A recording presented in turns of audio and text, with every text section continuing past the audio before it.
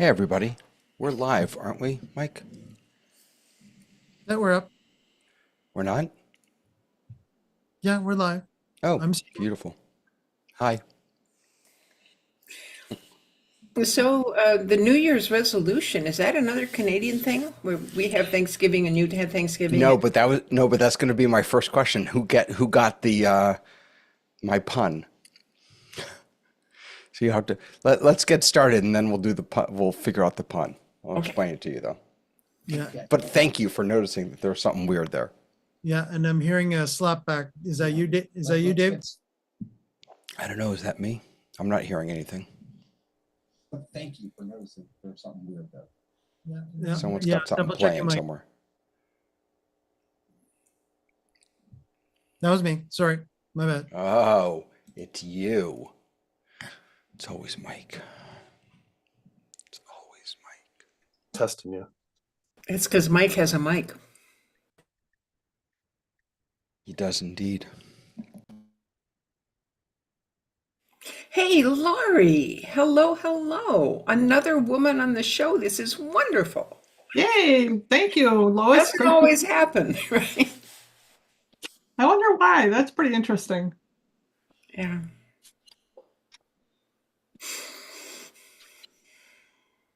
I used to join this a long time ago before it changed to Yep. a new crew. I remember that. I met you there. Yeah, I don't remember what you do, though.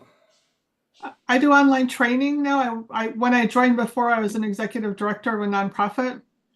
So now I just do online training, and I have a challenge for you guys that I know you know the answer to. So hence, here I am. Well, good to see you again. Thanks. My goodness, there's lots of people here that aren't usually here. This is wonderful. Richard, do I know you? I don't think so, but I think you will in a few minutes. Do you know me? I don't know. This is my first time here. It just sounded kind of interesting. Cool, cool. Well, have you been watching us on YouTube before? I haven't. No, I'm sorry to say. Oh, okay. I will. Well, the nice part is that a lot of the old shows are still there. So you can, if you're curious about something, you can go back and listen to the old shows about things. Okay. I'll be sure to. Thank you. Yeah, I'm so glad that you guys record those. Yeah, I am too. Well, I usually am. Sometimes I'd rather, I know. Before I joined today, I'm going, do I really want to be memorized, immortalized or memorialized forever on YouTube? I don't know. Well, it is possible to join and just have something else instead of your face. It's some of Yeah. these people do 5 seconds. 5 seconds. Okay. Lois is making fun of me. Hi, everyone. Welcome to the kitchen. Let me get myself off a spotlight. It's good to see everybody. Ooh, Ray has a new signature down below. Ray, that's nice. Is that new? I use it primarily for my consulting business, which I haven't been doing much lately since I've been otherwise occupied. Well, you can consult with us any day. How's that? And some Okay. lovely faces to welcome here. Mr. Daniel, how are you, sir? Good, thank you. What's going on? Where are you calling in from? Rochester, Minnesota. Right, I was on a almost got couple months back. I was on a couple months back, but coming back again because of the new Zoom stuff. the new Zoom stuff. Yeah, we'll definitely get into that. And we have to talk about my pun, see if anyone got that. Speaking of puns, the person who saw it, Lois, how are you? I am doing really well. I'm doing better than expected, and that's always Wow. a good thing. Yeah. So, Now that I love hearing. That's fantastic, Lois. and I got someone to assist me on my radio show. So I'm still doing the interviews and everything, but I have someone who's helping at the back end to do the editing of the audio. And so I think I might get more shows done now because that was my sticking point. That's wonderful. Yeah. That's great. Good, good, good. Mr. Mike, how are you, sir? Alive and kicking. And full of Alive and turkey. kicking, and paying very close attention to the details. Thank you for catching a huge error on my website. I really appreciate that. Thank you, sir. Considering it is, for the Zoom Test Kitchen. Yeah, hello. Lori, how are you? I'm doing great. Welcome back. Watching your YouTubes and glad to be back. Yeah, it's lovely to have you back. Fantastic. Thanks. Mr. Richard, hello, sir, our first timer. Our Yeah, newbie. hi, David. I'm a newbie, I guess. Not a newbie to Zoom, but a newbie to the kitchen. Well, there you go. Then you're not a newbie to us, because it's lovely, lovely to have you here. Where are you hailing from? Thank you. South Florida, Where in South Florida? around Fort Myers. Oh, I see Okay. Ray. You must be from the same area. Ray is from the center of the world, Well, and, we're- and I'm from Boca. Oh, okay, good. Yeah. So We the got three we got Floridians. Florida covered. That's Yeah, right. We we have do. Florida covered.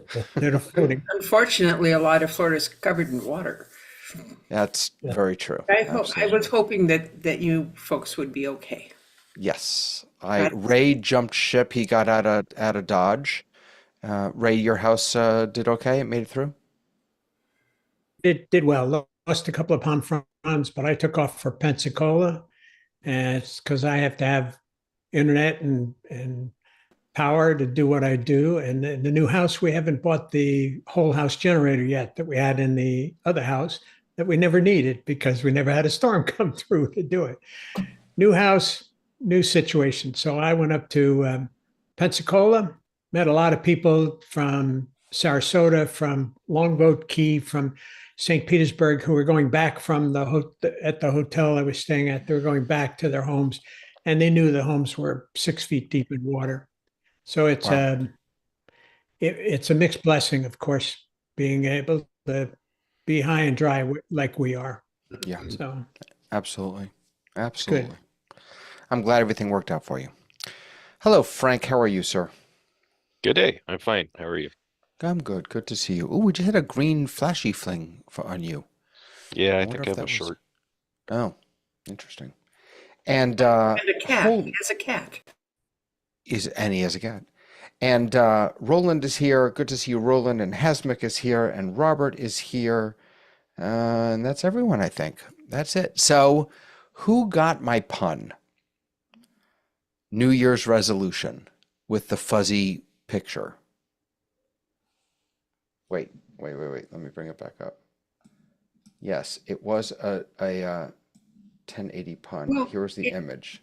It just looks like someone is using that little zoom button that we accidentally sometimes push to make everything fuzzy. Right. But why New Year's? Well, every day is a new year. What? No. I thought it was because of what Andy told you. No. Oh my goodness. It's because I'm a Okay. rabbi and we just celebrated the Jewish New Year of Rosh Hashanah. Hello. Oh, duh, All right. That's Why okay. doesn't everybody know this? duh. Because we're not Canadian. I'm not Canadian either. I thought I was being all cute. It's Rosh Hashanah. It was Rosh Hashanah last week, or actually 2 weeks ago. So, in any case, that's the extent of my creativity when it comes to coming up with names for this.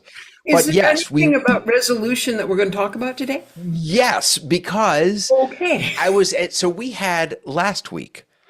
By the way, you all will let me know if it sounds okay. I'm at home and this is kind of a new setup and I hope it's okay. I'm not going to be quite as quick on the draw today as far as spotlighting and stuff.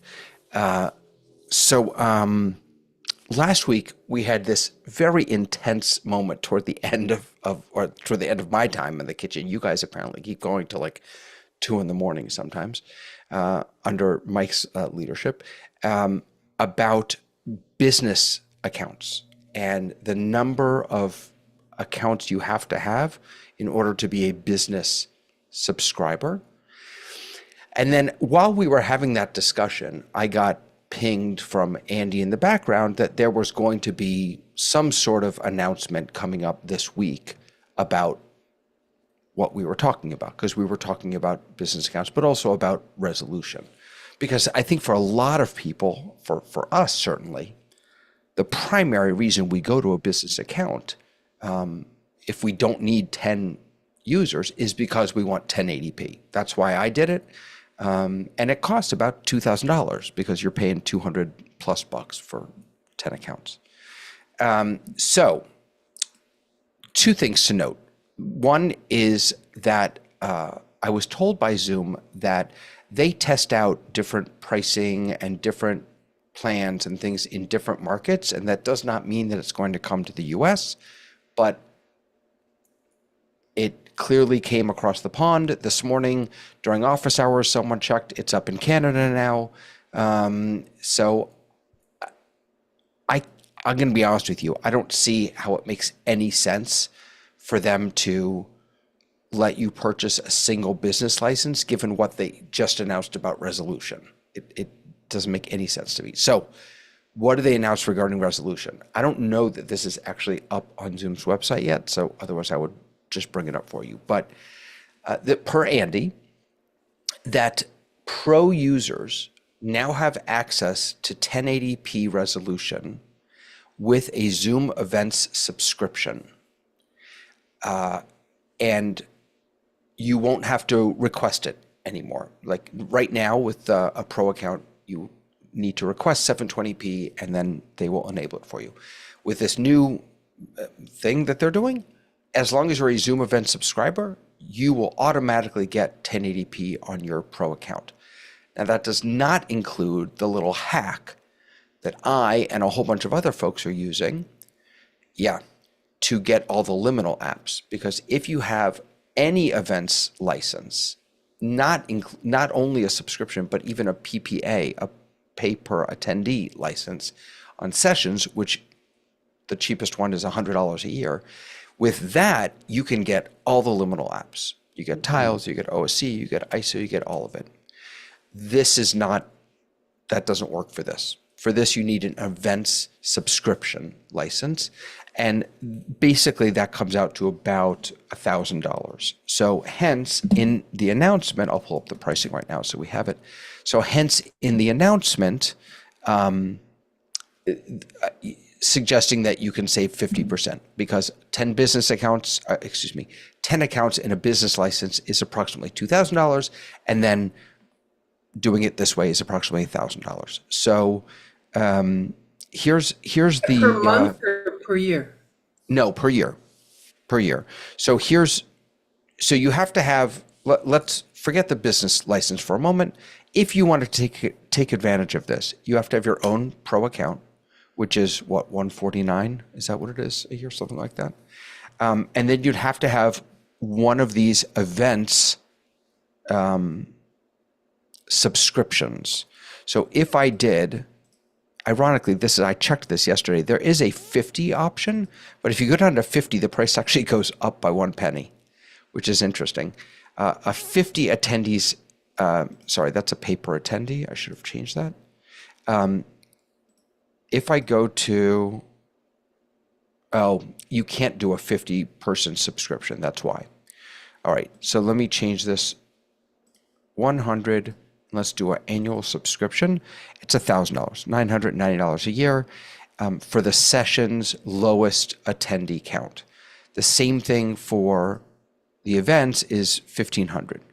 Now, of course, when you pay for this, you now have a Zoom Sessions or Zoom Events license, which, I mean, I don't think anyone can argue that they're ripping you off. I mean, you're getting a tremendous amount of value for $1,000. You're getting sessions with up to 100 attendees. You're getting all the liminal apps. You're getting 1080p, not only in your events programming, but in all of your Zoom meetings.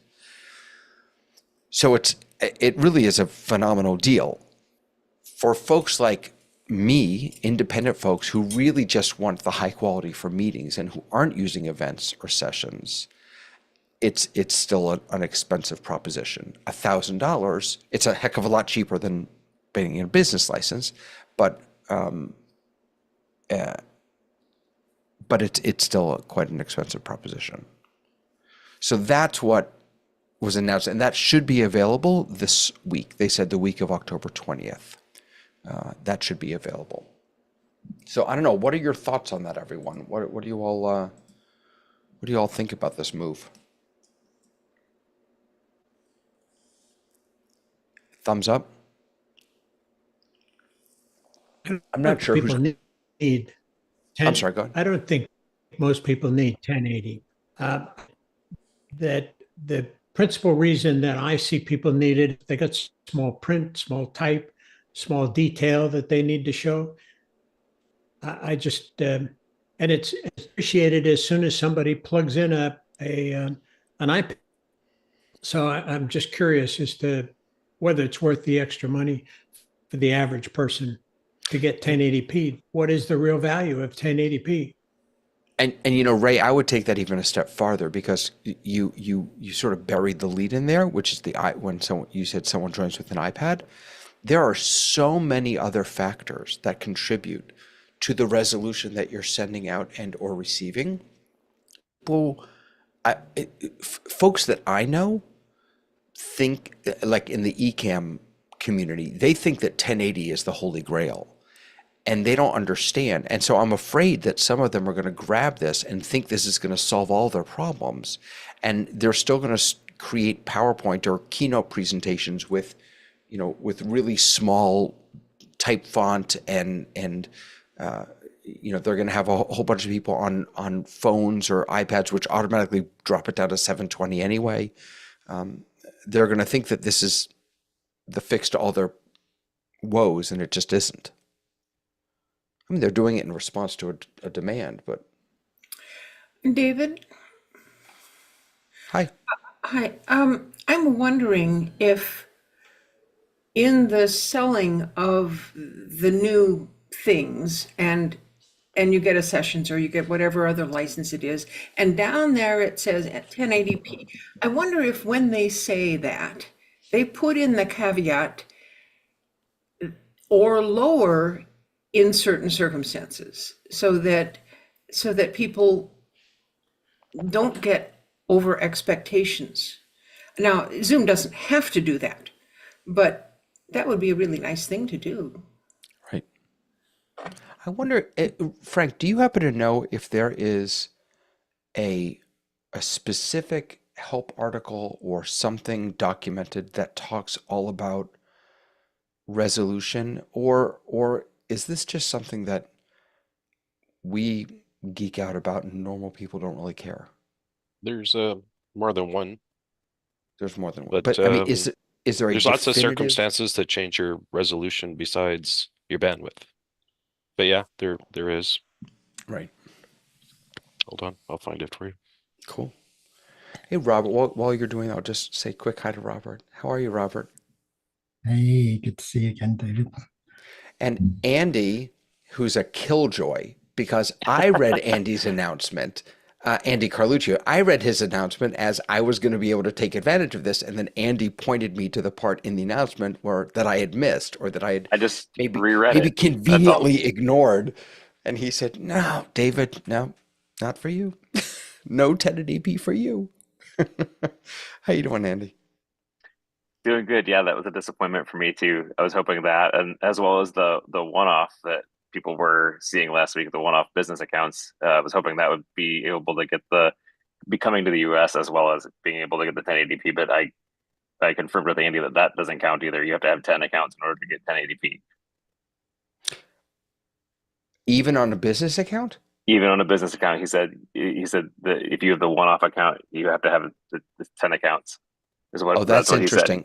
That's interesting. So, because Canada now has the one business account, the single business account, and before you hopped on, one of the things I said is that I can't imagine Zoom bringing single business accounts now that they've made this move. Now that they've linked 1080p with events, why would they let you get a single business account and get 1080p? But that's fascinating. So what's the advantage then of getting I guess you get up to 300 participants. Yeah, and scheduler and unlimited whiteboards. Oh, and you also get Q&A in meetings. Mm-hmm.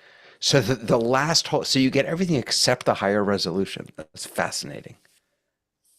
Well, because that also makes sense, right? Because that's the real cost. right, is providing all that high HD video. I mean, Clips probably doesn't cost them much. Scheduler doesn't cost them much. Huh. Oh my goodness, and Hasmuk is on camera, and Ruben is here. This is a huge group this week. Thanks, guys. This is so nice. Ruben, what's up? And then we can jump back to this if you all want. Yeah. So apart from the resolution, what like the bit rate, you know, what bit rate will we get for that 1080p?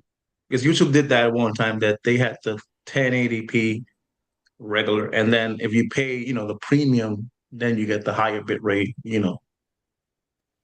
Really? Yes, they did that. I have no idea. Never heard that. Where can you even see what your bit rate is?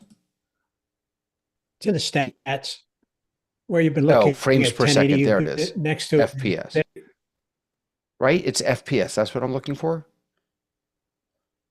You're talking to a video, an incompetent video person here. Where is bit rate? Because That's the result. That's the the frame rate is the result of bit rate, right? Frames per second. So where is? Not necessarily would be my answer to that. I would say no. Color space is your bit rate, like 10 bit. So is 444, 420, that's your bit rate for video. So Yeah, is there no, a I way to think- see bit rate here? Yeah, no, I think what Ruben is talking about, guys and gals, is the infamous bit rate of getting the actual 1080p video down. It's more, let me say this, simplicity without getting it all codec geeky, which is basically, if you are sending a video, as an example, to YouTube live, you will send it at X bit rate per second. Now, what they will do is they've done, per Ruben, he was basically saying that there would be a lower bit rate. If you actually look at the YouTube 1080p specs as well, you could have a 4.5 megabit per second, or you can actually go up to 6, if I'm remembering off the top of my head, megabit per second. So again, this might be similar to what Ruben is talking about when it comes to Zoom. Robert, jump in. I can't speak on the bitrate part, but just on the whole of the license concept. I have a business account, I have a sessions account, and I have a webinar account. And the reason I have the business account is to get all of the interpretation services that we require and all the additional translation of closed captions, etc., that we need for our business. However, the 1080p I actually get from the webinar. And that's where and that's associated, of course, with sessions, because the webinar can be set up to have the backstage, or to just have a what do you call it, a trial run before going live. Now, what my experience is that the webinar, once you get it with sessions, has 1080p in it. Yeah. And when using, independent of whether someone connects on with an iPad or not, if you have set in the webinar that you always send 1080p to all of the attendees will get 1080p. If someone has come in and has his camera, is using an iPad, for example, and is only sending 720p image video up to the servers, that's going to be converted into 1080p, because we're telling Zoom, always send 1080p to all of the attendees. So there's a slight, I'm not sure, I haven't read this announcement in details, but the 1080p is available in sessions when you buy the sessions subscription license. I don't know about the one-offs. Okay, I have a subscription. But I think the difference, Robert, is that it's available for for your webinars and or sessions, whereas what this does is it gives you that same 1080p in even when you're outside of that license. When you're just This may be the change, yeah? Because Yeah. when you buy a sessions license, you need to have at least one meetings license. So it can be a Right. pro account, it can be whatever account you want. So what they're saying now is that without begging them to give you 1080p on that pro account, they will switch it on. That's Right. effectively what they're saying, if Yeah. if I've understood. But I haven't read the details. From my point of perspective, I'm not going to go down that route, even with the savings, because I need all of the interpretation facilities that are available. And the other thing is we do use the additional licenses when we have big events, because we have, for example, if I've got 3 languages that we're interpreting, I will set up the main meeting or webinar plus 3 other meetings for the interpreters and the people who are managing the interpreters to be able to speak to each other and see each other during the event. So it doesn't change my position in that. Right. Let's continue with this, but I just want to share some breaking news. Hold on. No, that's the wrong one. Breaking news that on Monday, the 21st, AI Companion 2.0 is being launched. I just received an email from Zoom that sent me to their update page, so it's available now. They're releasing 6.2.5 on Monday. At least that's what's scheduled. And it says the AI Companion within Zoom Workplace desktop app provides users with a personal assistant that helps users get more done. AI 2.0, Companion 2.0 is available in Zoom Workspace in a convenient side panel to help users stay up to date on important conversations, synthesize information to make faster, more informed decisions. If enabled within the account, users can use the AI Diamond to open a right side panel where they can ask questions and receive tailored responses sourced from different data sources and contexts available to the user. Note, in bold, this feature is currently supported in the Zoom Workplace desktop app only. So no mobile, no web-based, and no, it's not going to, you won't find it in ISO or OSC or any of those. There are a couple other things in here also. But that's the breaking news. In any case, sorry. Robert, you still have your hand up. Did you want to? Yeah, I just put it up again because you mentioned AI Companion, AI Assistant. I was so fascinated when I went to Zoomtopia about what they talked about the AI Assistant that I would really like to see someone present to me what the Zoom AI Assistant can do for us, what the Google equivalent can do for us, and what the Microsoft equivalent could do for us. Because I've got to the stage where I think that if I don't get an AI assistant, there's a lot of stuff that I'll be wasting time on. I don't know how to do this, or if anyone can tell us how to go and where to look for a comparison to understand, see what best suits our needs. It would be really useful. Yeah, Lois, what do you think? I think you all should read the chat. There is so much good stuff in here. There's a link from Frank. There's a message from Roland explaining things. And Lori has put in this great, almost an article she wrote in there about the bitrate and stuff like that. So if you aren't doing it, just check out the chat once in a while. Thank you. Oh my God. And and thank you to Ray also for the private chat. All right, I go like this a lot. I grab my chin, and he called me on it last week. He said, "What are you doing?" I said, "I didn't even know I was doing that." And then I watched myself in another meeting, and it's because I don't like my double chin, so I'm trying to hide it. So Turtlenecks work. I know that's what I need. No, I'm fine being bald, Hasmuk. I got no problem with that. Go ahead, Hasmuk. I missed the beginning of the meeting. So even though I have a sessions license attached to my pro account, I won't get the 1080p. Is that what I heard? Is it a PPA license or is it a subscription license? So is It's it a pay per one, attendee? yes, the once off Yeah, $100 then per annum. that's Yeah. exactly what I have, and no joy for us. Okay. Yeah. All right. That sucks. Yeah, it does. But yeah. Yeah, Lois, go ahead. We're jumping around a little bit, so just we're doing the weave, as some famous people say. So I just want to. There are kind of two things on the table that we've been talking about, other than my double chin.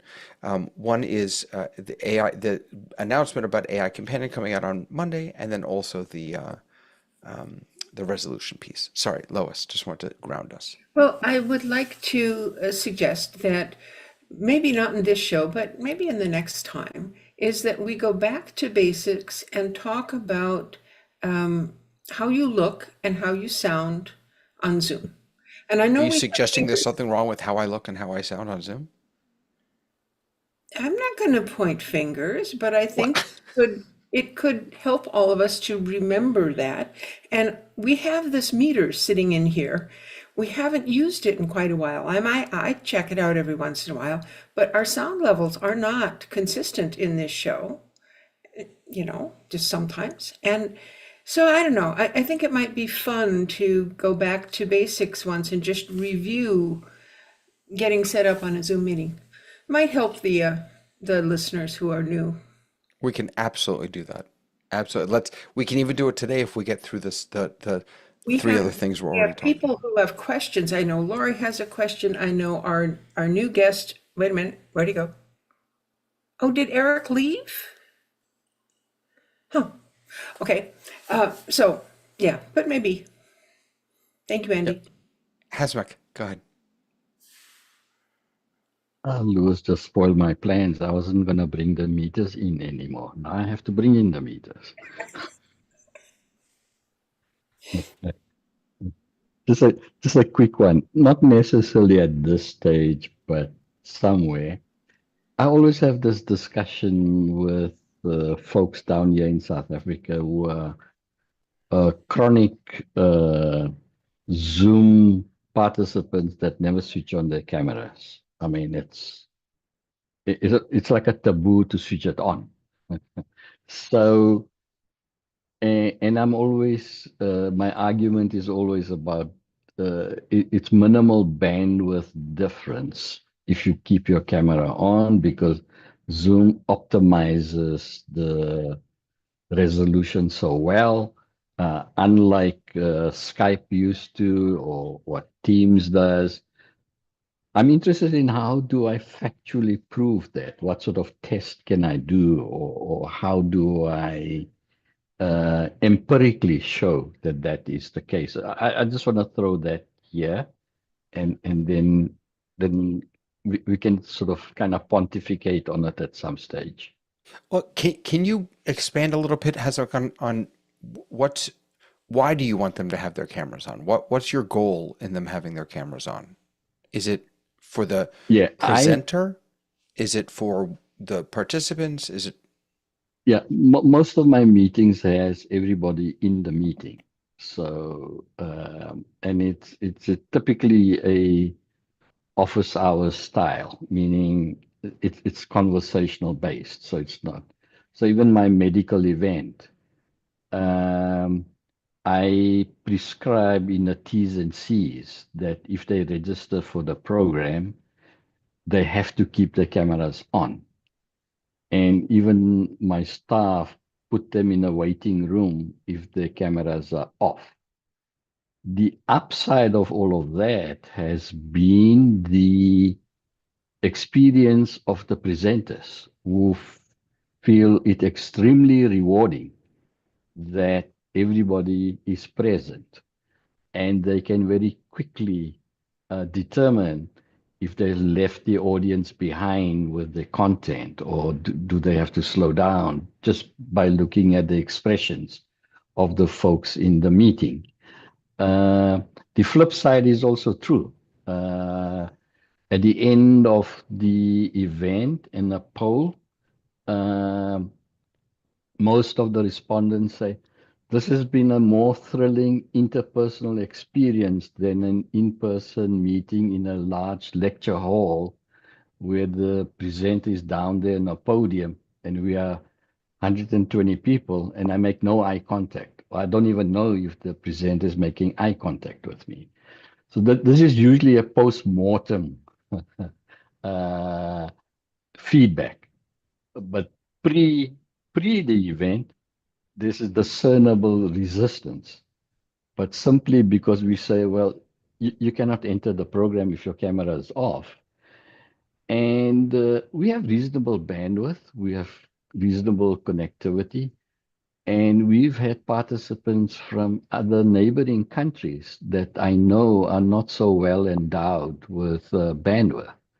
So we've had people from Sudan, we had people from Lesotho, Namibia, Botswana, in different parts of Africa, and they have managed to keep the cameras on throughout the event for 3 straight days. Ray, go ahead. It's been my experience that if people turn their cameras off, they're not engaged in the event and the presentation isn't meant to be. Take some of the Zoomtopia events. There was no room for anybody to have any cameras on because it's a one-way event. So I'm uncomfortable. We've talked about this, Hathmer, before, that the presenter wants to see as many people as possible. Well, at some point, the multiplier is so big that you don't get a representative sample, no matter where you display these people, especially if you get above 46. And so I just try to suggest that people that you set it to not display people that have their cameras off. And then the people that are on are the engaged people. And that's who your presenters should talk to. I have a slight That kind of they define it themselves, whether they want to be engaged or not. Otherwise, very much it could be a radio play or it could be a phone call. Yeah. Our project, if you can indulge me, is a little bit more interactive, meaning that if anyone has a question, we use ZoomISO to pull them out of the meeting and do a super source 2-up. Now, if the cameras are off, all we're going to see is a black little screen in the 2-up. And so everybody goes through an orientation meeting before the event. And we stress the issue of camera on and framing. Because if they framed incorrectly, again, they're going to be on the edge of a super source. So far, we've succeeded, mainly because they have an incentive to kind of subscribe to our requirements because they want to write the exam. They want the information before they write the exam. And so we in a pound seat, we can dictate their participation. It sounds very unfair and very devious in many ways, but there's no doubt that the quality of experience at the end of each program has been exhilarating both for the presenters and the participants. Lois, jump in. So I'm torn because I agree, Cosmic, with having people having their cameras on. But if there are people who have trouble with that, they can perhaps phone in on a phone call. No camera involved. There'd never be on a camera because there's no camera, but they can still be there on a phone call. And I hope that when you're doing what you're doing, you make arrangements for those people who really are poor enough that it's difficult.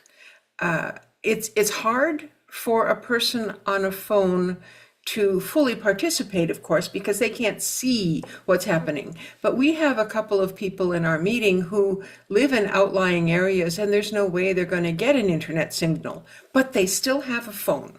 And so maybe that's the one exception that you make, is that everybody has their camera on, and if you don't have a camera, you can phone in. Robert. Just from a technical standpoint, one of my arguments would be that Zoom actually separates the audio from the video.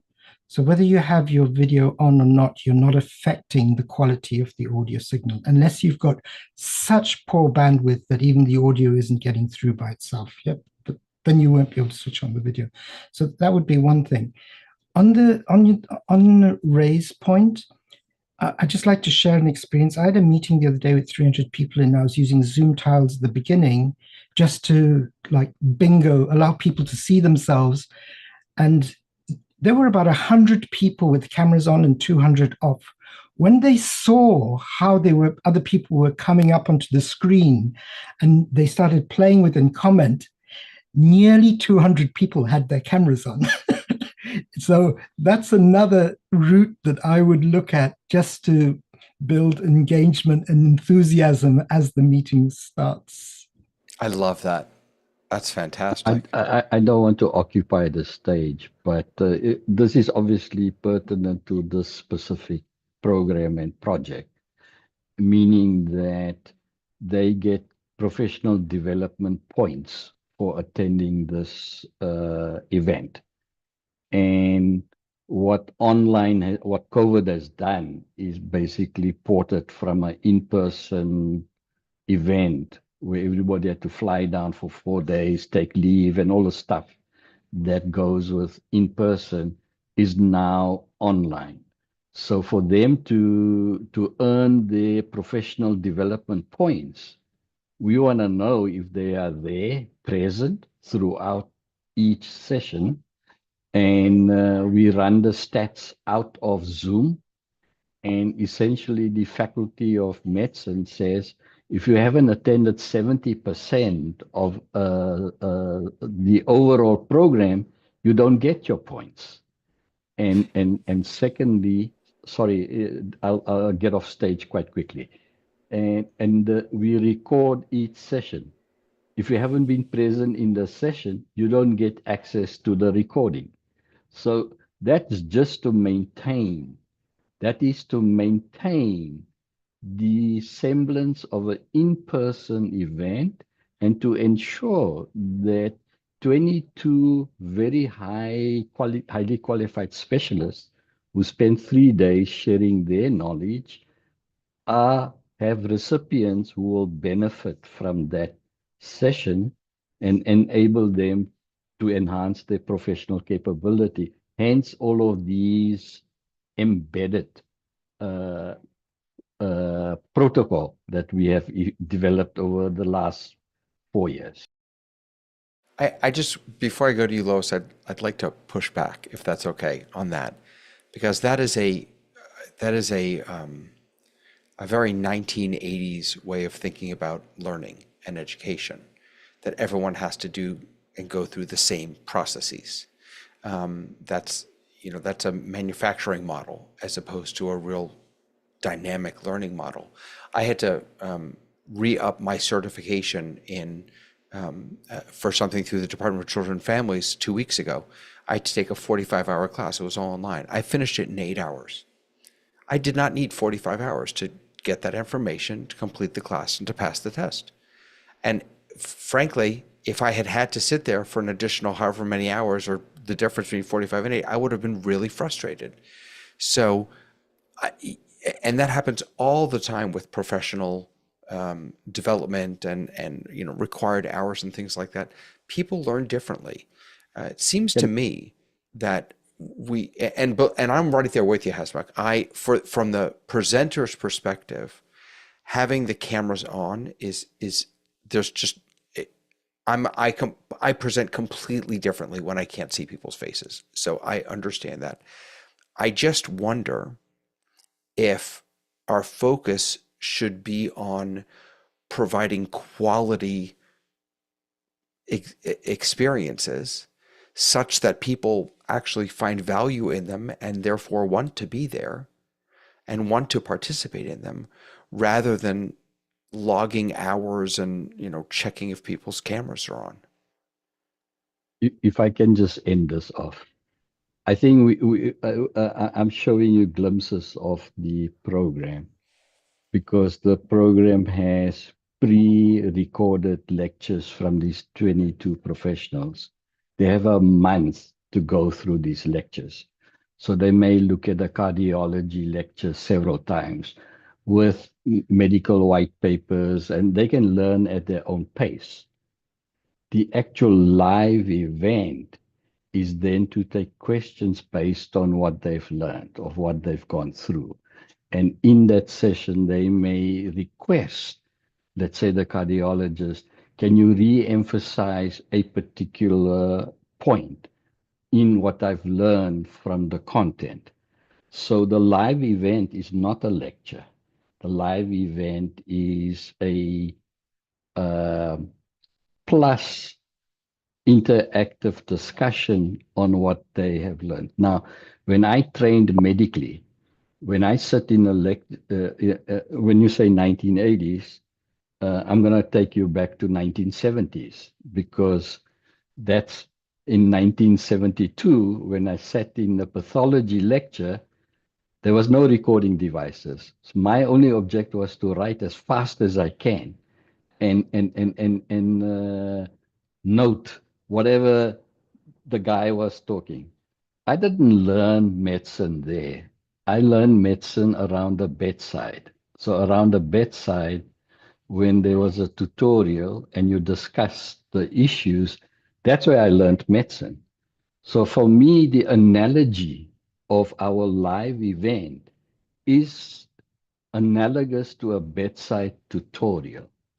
And therefore, some of the folks who've participated in this says, this is like journal club on steroids, meaning that professionals learn from conversations and discussions around cases.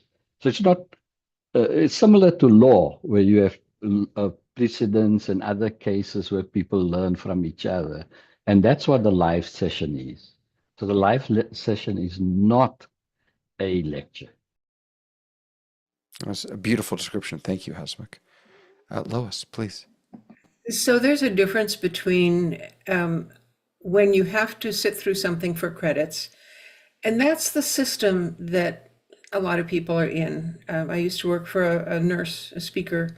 She was a humorist, and so she was a clown, and she would give up and do these presentations. And people had to get X number of credits in the medical field, and so luckily she was one of them. She got to laugh while you had credits. So I take back my comment about phoning in, because Hasmukh, I wasn't aware of your situation. I think you were doing it absolutely right. I agree totally with requiring people to have a camera and having it on. And the only reason that you would see me turn off my camera is if I was planning to eat lunch and I didn't want you to watch me eating, or I had to get up and answer the phone or something. But yeah, it's a challenge. Lois, can I just ask though? Yeah. I just want to, again, what is the goal Exactly. in forcing people to have their cameras on? So Is that the goal to take attendance? Yeah. I think Hasmukh's got it all right. It's a different goal if you have a different situation. But I wanted to bring your attention over to the chat, because Roland did some testing while we were talking and answering Hasmukh's original question about what happens with the bandwidth and the, yeah. So anyway. Roland, are you able to talk us through what you did? And then we can come back to.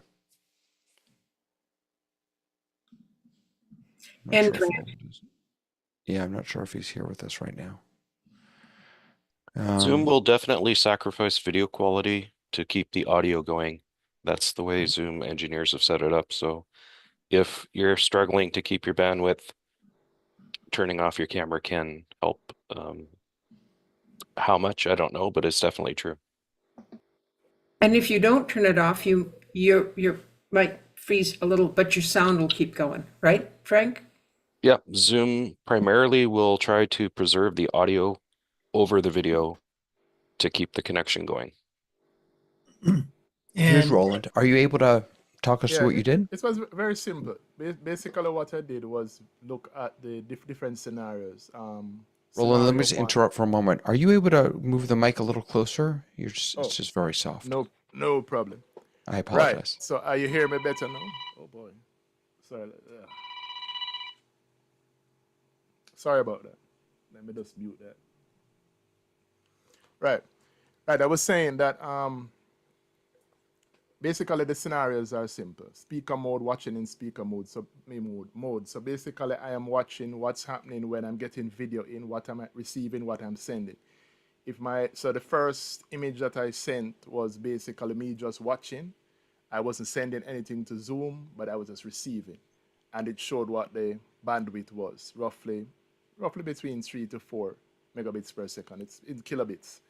And then I switched to what happens if I'm in gallery view.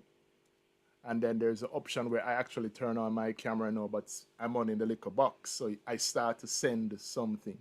Now, if I am speaking now and I was to actually, I'm in speaker view and somebody has me up in speaker mode, I'm sure it would jump up because I will now be sending more bandwidth.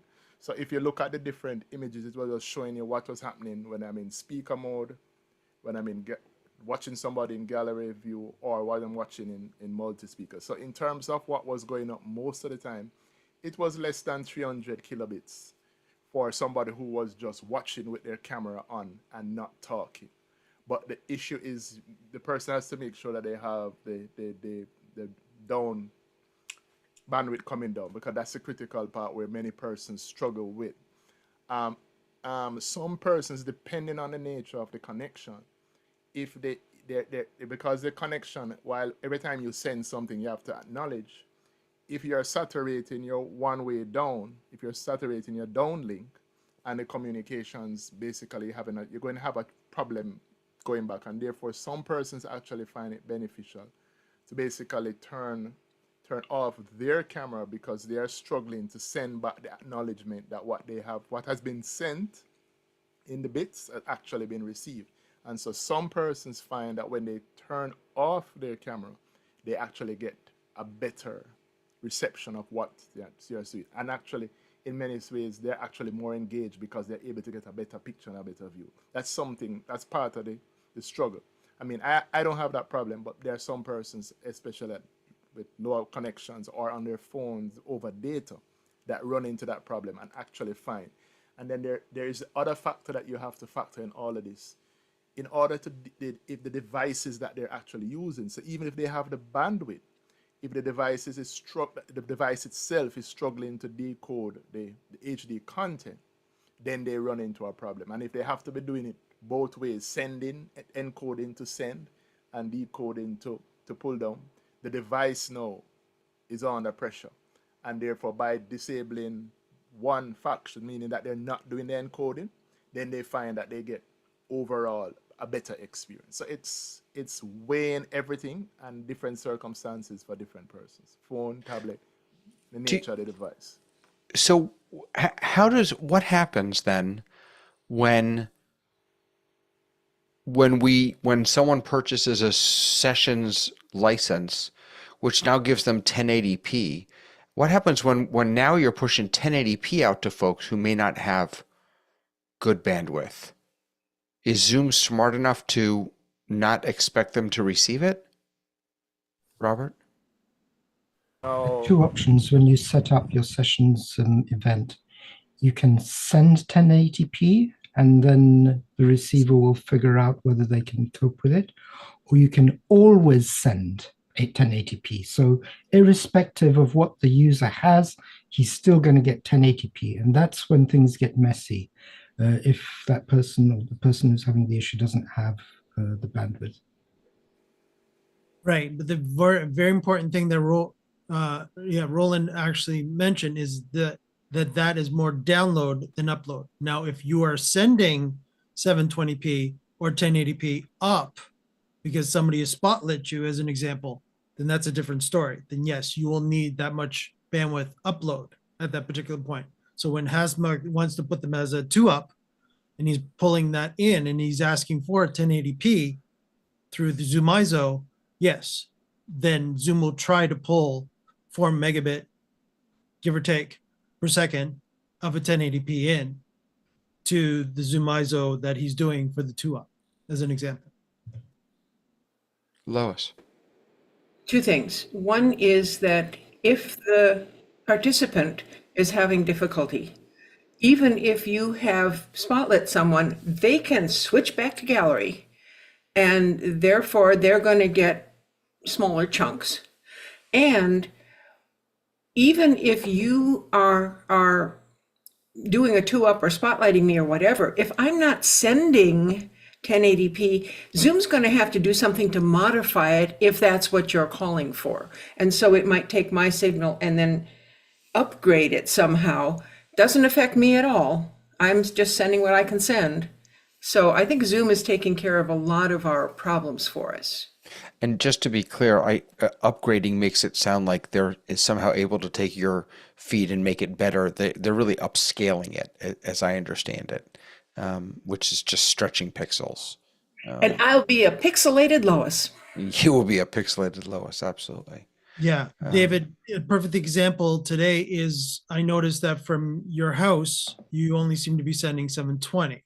Am I correct? Based on your camera? I don't know. Really? Now I'm depressed. Again, I'm watching the receive when you're talking. So well, hold on. So spotlight me and make sure we should. I mean, I'm using it. This is a Sony what the heck is this? It's a Sony ZV-1. It should be able to currently I'm getting 720p, 720p 30. I'm sending 1080. Oh, now it came in. But see, Thank you. It finally did. It took me to say it out loud. But I'm not getting 30 frames from you. I'm only getting 24 right now. It's thinking about it. Oh, it's climbing. It's climbing. I'm at 27, 28. Yep. Come on, baby. Yeah, there you go. Yeah, there's the 29. If you're seeing those in your stats, then I'm seeing that change here. David, your image is so good we can see your virtual beard that you're stroking. Is that what it was? I have some stubble. I have a little bit right there. Can we move on to another question? Because I really want to hear what Lori was going to ask us. Well, yes, I do. Can I just put a bow on this? Can someone unspotlight me? I cannot stare at myself anymore. There we go. I want to put a bow on Hasmuk's question because it's a really, really interesting one. And I think what's come up here is that my default is always everyone should have their camera on. That's the whole point of this. It's a multi broadcast, multi-speaker experience. That's like the whole point, the whole beauty of Zoom. But what we've learned here is that there are actually a number of challenging factors to that, and I'm with you. Everyone should have their cameras on. I'm not with you that we should make it a requirement. I'm with you. They should have their cameras on because we incentivize them to have their cameras on, and because the experience is such that they will miss out. Like Robert said with tiles, they're going to miss out if they don't have their camera on. They don't get to be up on screen. They're going to miss out on something. I think that's a really beautiful way of incentivizing. But I've gone to those sessions also, Hasmuk, where I had to have my camera on. And you know what I did is you kind of know when they're going to do the count, and so you put your camera on for that part of it, or you show up for that part of it. Well, or you do what students started doing back in 2020. You put on a looping video of yourself. Yeah. What's been kind of sort of an accidental outcome is that these folks are always vying for posts at various hospitals.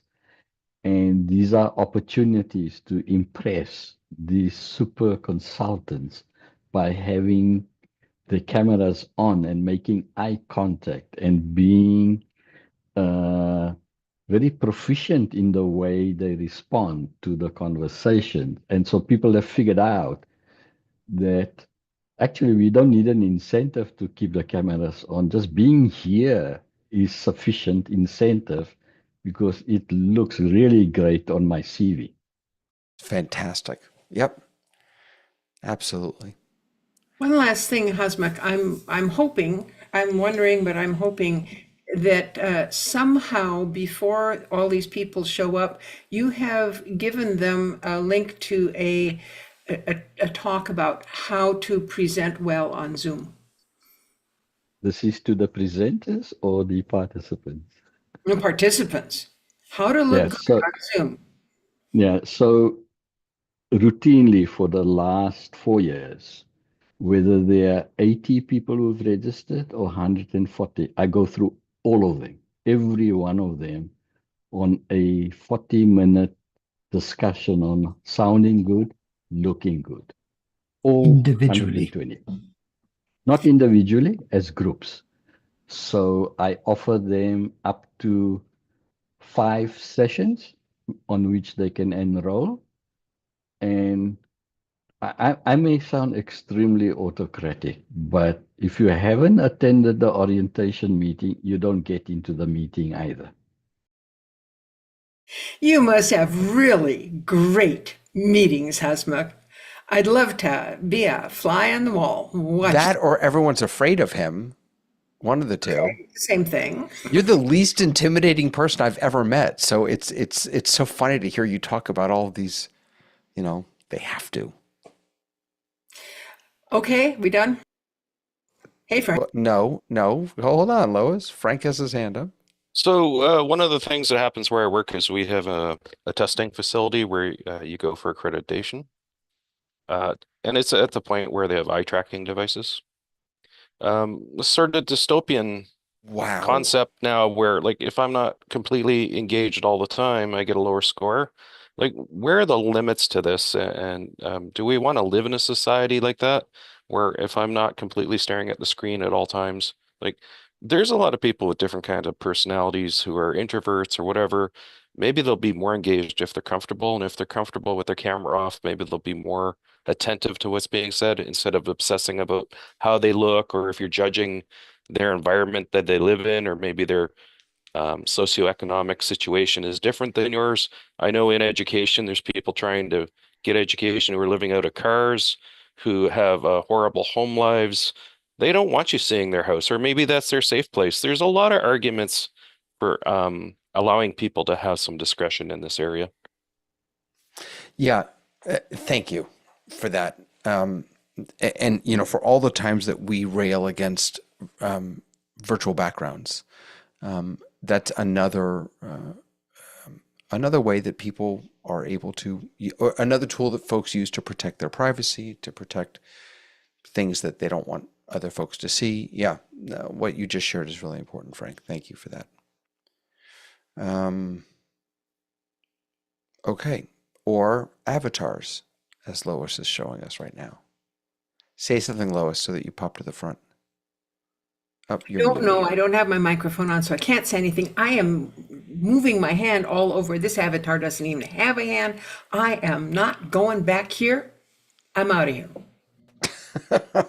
Lori, it's good to have you here. What's on your mind? We can certainly, by the way, we can circle back and talk more, but Oh, sure. I don't want to make you wait too long. That's okay. I'm planning on doing some hybrid events. And without spending thousands of dollars on special equipment, I wanted to see what you guys recommend for hybrid events as far as a lot of it's audio, but the scenario would be there's 5 people in one room, there's 5 in another room, and there are 10 on Zoom. So what would you recommend for, and I'm talking engaging meeting, I'm not talking about webinar where that's one way listening. It's, small group discussions, shared documents, polls. So real quick, before we get people's way in, just a couple clarifying questions. You said 5 folks in one room, 5 folks in another room. Are In a these different rooms building, right? in a They're different building? So, Right. so you basically have 2 devices in 2 different buildings, That Right. and so all 5 of those folks are logging in from one room, as it were. Right. And then you've got 10 people logging in individually from their homes or from wherever.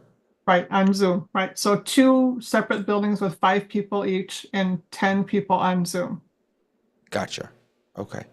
Lois, start us off. I'm sorry, before Lois, sorry if I can just ask, does that mean that each individual is logging in on his own device? That's one of the questions that I have. I mean, that's the simplest way, but I've read and had other people say that once you take people who are in person and you make them log in on a Zoom camera, you're taking away the in-person experience.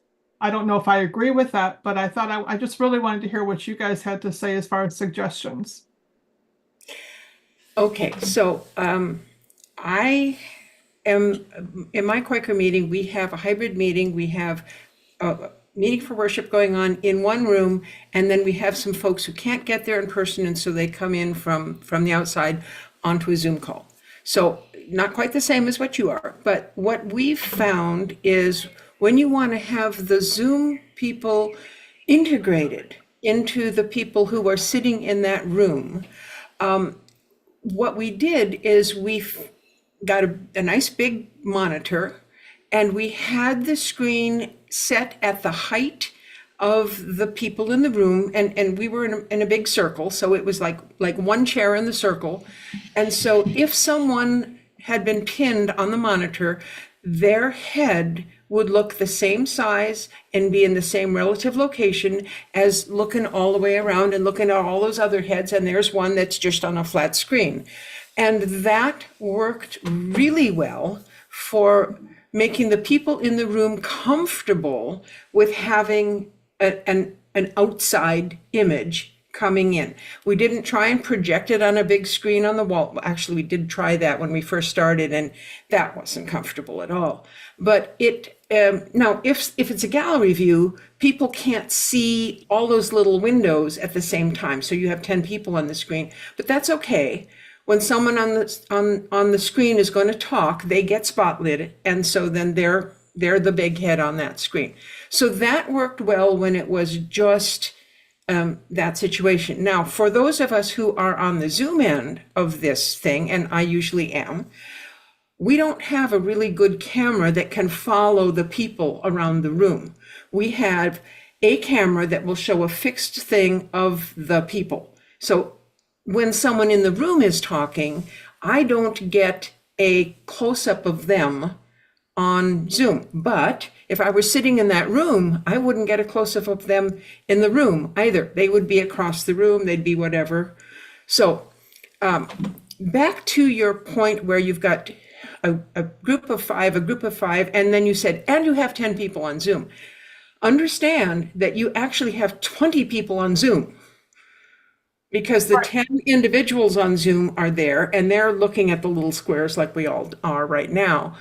But the 5 that are in the room, they could be treated as a group. And so you'd only need one camera and one monitor and a good microphone for that group. And I think that would be the best way to do it personally. But it would also mean that they're going to be one of the squares. Right. So you're going to have 12 squares, 10 individuals, and 2 groups of 5. Okay, so let me change the scenario just slightly. So what if it was 10 people in person? So it's not quite so easy to have one camera showing a group. So it depends on how long is this meeting going to be? Is it a 3-day event? Is it a 1-hour event? Several hours. Several hours. Okay. If you have someone in your area who is a professional, who's good at this stuff and can bring in the necessary gear, then of course, making the 10 people in the room have a PTZ that someone offsite or wherever can move and tilt and zoom in on whoever's speaking and, that sort of thing. But it becomes more of a production. Right. That's what I'm trying to see. How, just trying to get the best tips to keep it not a production. What is the topic of the meeting? It could be anything. I mean, this is something that we're doing more and more. I mean, this is for right now, this is hypothetical. or, you know. And is it the organization that's going to be doing it, or are you creating a company to do this for people? No, I have a company that does training, and we're moving more and more into hybrid training where people are in person, and all the training that I do is very interactive. You know, we do lots of breakout rooms and that kind of thing. So I'm just trying to find tapping into your guys' knowledge on how to mix and mingle people in person and to avoid audio feedback issues. Let me get some of the voices in here. Let me finish this up so that we can get on to other people who have lots more experience. I would agree with whoever told you that having individuals in a room all looking at their computers or their phones or whatever, it totally disrupts the meetingness, because they're focused on the technology rather than on the person sitting there in there with them. So I would discourage having the people in the room individual screens. I would encourage having the people in the room a group screen. And now I'll shut up and go off to Robert. Well, yeah, Let me just ask one quick question. If I were to result to everyone in the room having their own computer, that also means they have to be using headsets and mics. If you're going to do that, don't bother having them in the same room. No, I know, but I just wanted to reiterate, if that's the way to avoid audio feedback, is their headsets and mics, right? Correct. There are tools that you can use to have multiple people in the same room. Zoom rooms do this all the time. I just, in the chat, there are a few things that came up. First of all, is that for transcripts, if you have 5 people in one Zoom instance, they're all going to come up as the same person. Those 5 people will not easily be able to participate in polls as separate folks and chat and things like that. Let's go around we got Robert, then Mike, Hasmuk, and Frank. But that was actually the point I wanted to make. Is the first question I'd ask myself is whether I need to have each and every person identifiable. In other words, does he have to have his own name tag? Does he have to have his own record in Zoom or not? So that's a question you don't have to have that. If you weren't doing this, and this is one of the scenarios that we use, we actually manage quite a few meetings like this with multiple locations and several people in one room. And the easiest way, and let me tell you that there's the easiest way doesn't mean that the quality is going to be the best. Okay, so the easiest way is to have not one of those conference microphones with speaker mics which are on the desk, because those are the worst things you can have, because every knocking sound on the table, every clicking from the keyboard will just go straight through that. Okay, so the easiest and the best way is to have some sort of good microphone that is directional and grasp the people in the area. I don't know how directional that one is in the scope of the meeting. So 5 people would be sitting, for example, around the corner of a table, 2 over here, 3 over here, and you'd have a sort of a rounded edge there. And then you could capture them with one mic fairly easily, not very well, but fairly easily. And when it comes to cameras, there are quite a few, if we're looking at low budget cameras, that will track the speaker. And the trick here is to have the mic going into Zoom as the good mic on the desk, and the camera that is tracking the speaker connected to Zoom, but you're not using that camera. So it's actually just tracking whoever's speaking, but it's not picking up the sound, because those cameras don't usually have very good sound for a large environment. The other thing that I would be very conscious of is the physical location where you have these people, because in modern glass room conference rooms, the audio there is disastrous, because glass is the biggest enemy to any audio signal. It bounces off all over the place. So wherever you're holding that, you need to hold it in such a way that the speakers are speaking towards a wall that isn't glass. There's some sort of cushioning, there's some sort of acoustic absorption that will stop that sound from bouncing back and going straight into the mic. Okay, no matter how good the echo cancellation is, it'll still distort the signals that are going into the mic in the first place. So that would be just an easy way to do it. So you need a camera that will be tracking who's speaking and a good microphone that is focused on the group of people. Asbach. You know, I used to travel every week for 20 odd years to Johannesburg, 2-hour flight just to go and have a meeting. And now everything is online. What I found is that I sit on a couple of boards, and the most difficult aspect of a meeting is when the people who are in a particular location are having a conversation amongst themselves. And the folks online can hardly hear enough to be receptive and participative. So most of the boards I've convinced them to be digital first. That means that even if they're all sitting in the boardroom, 5, 6, or 8 people, they're all in with their laptops in the meeting, and they all have headsets. The only issue is that they all have to mute their mics if one of them is speaking. That's the only downside. But it dramatically improved the participation of this hybrid kind of meeting. So that's what I've done, is just to go digital first. Thank you. Frank. Since everyone's giving their resume, I'll give mine quickly. I've been doing television directing and production for 30 years. I've been doing video conferencing, live streaming, and hybrid events for almost 25 years. Hybrid is the most complex, difficult way to do this. It's going to create the most problems. You need a really compelling reason to do this. Otherwise, I recommend that you have the online people in their own session and the in-person people in their own session. Unless you really, really have a compelling reason, I would recommend not to do this.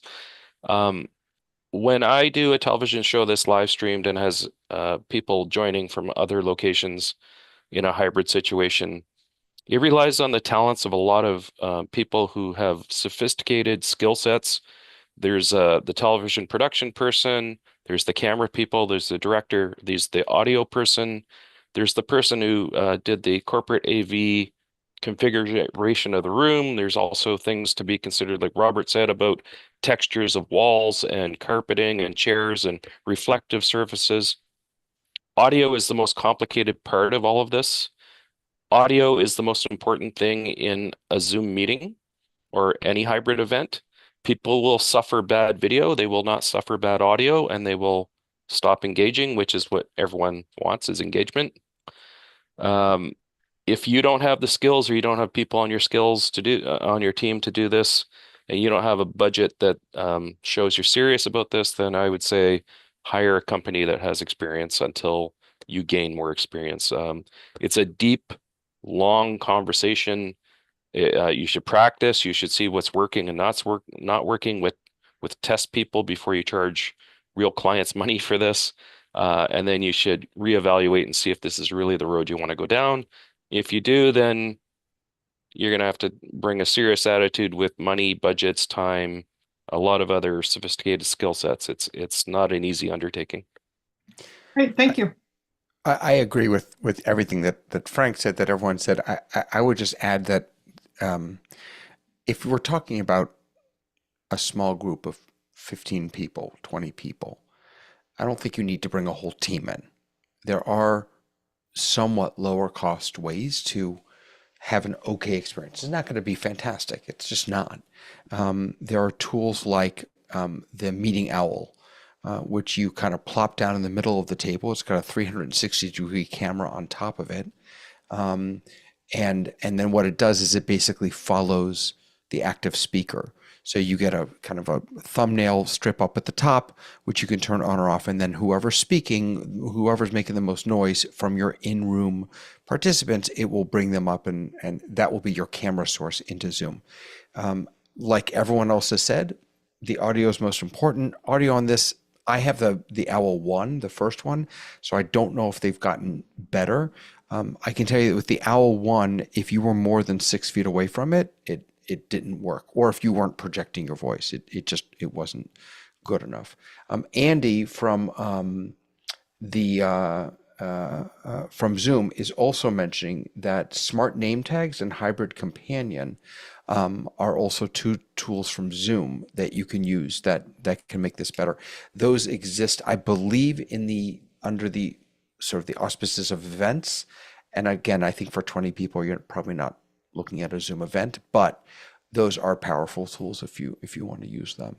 Let me just grab real quick Lois and Ray. It's good to see you, Ray. So if you can imagine a room the size of your living room, a nice big living room, and at one end there's me with the computer and stuff, and there's one microphone, and then there's a ring of chairs around, and people at the whole other end of the room stand up and say something. I have to capture that. And what I have is, it's called a Yeti Nano. It's made by a company called Blue. I'm sure there are other microphones that will do this too. It has a cardioid setting, which means it will gather from the front and around to the sides, but not the sound from the back, which is where our computer and things are. And I have been so impressed with this that we can hear people all the way across the room, and they sound just fine. So there are good microphones out there. Cardioid is a word to remember.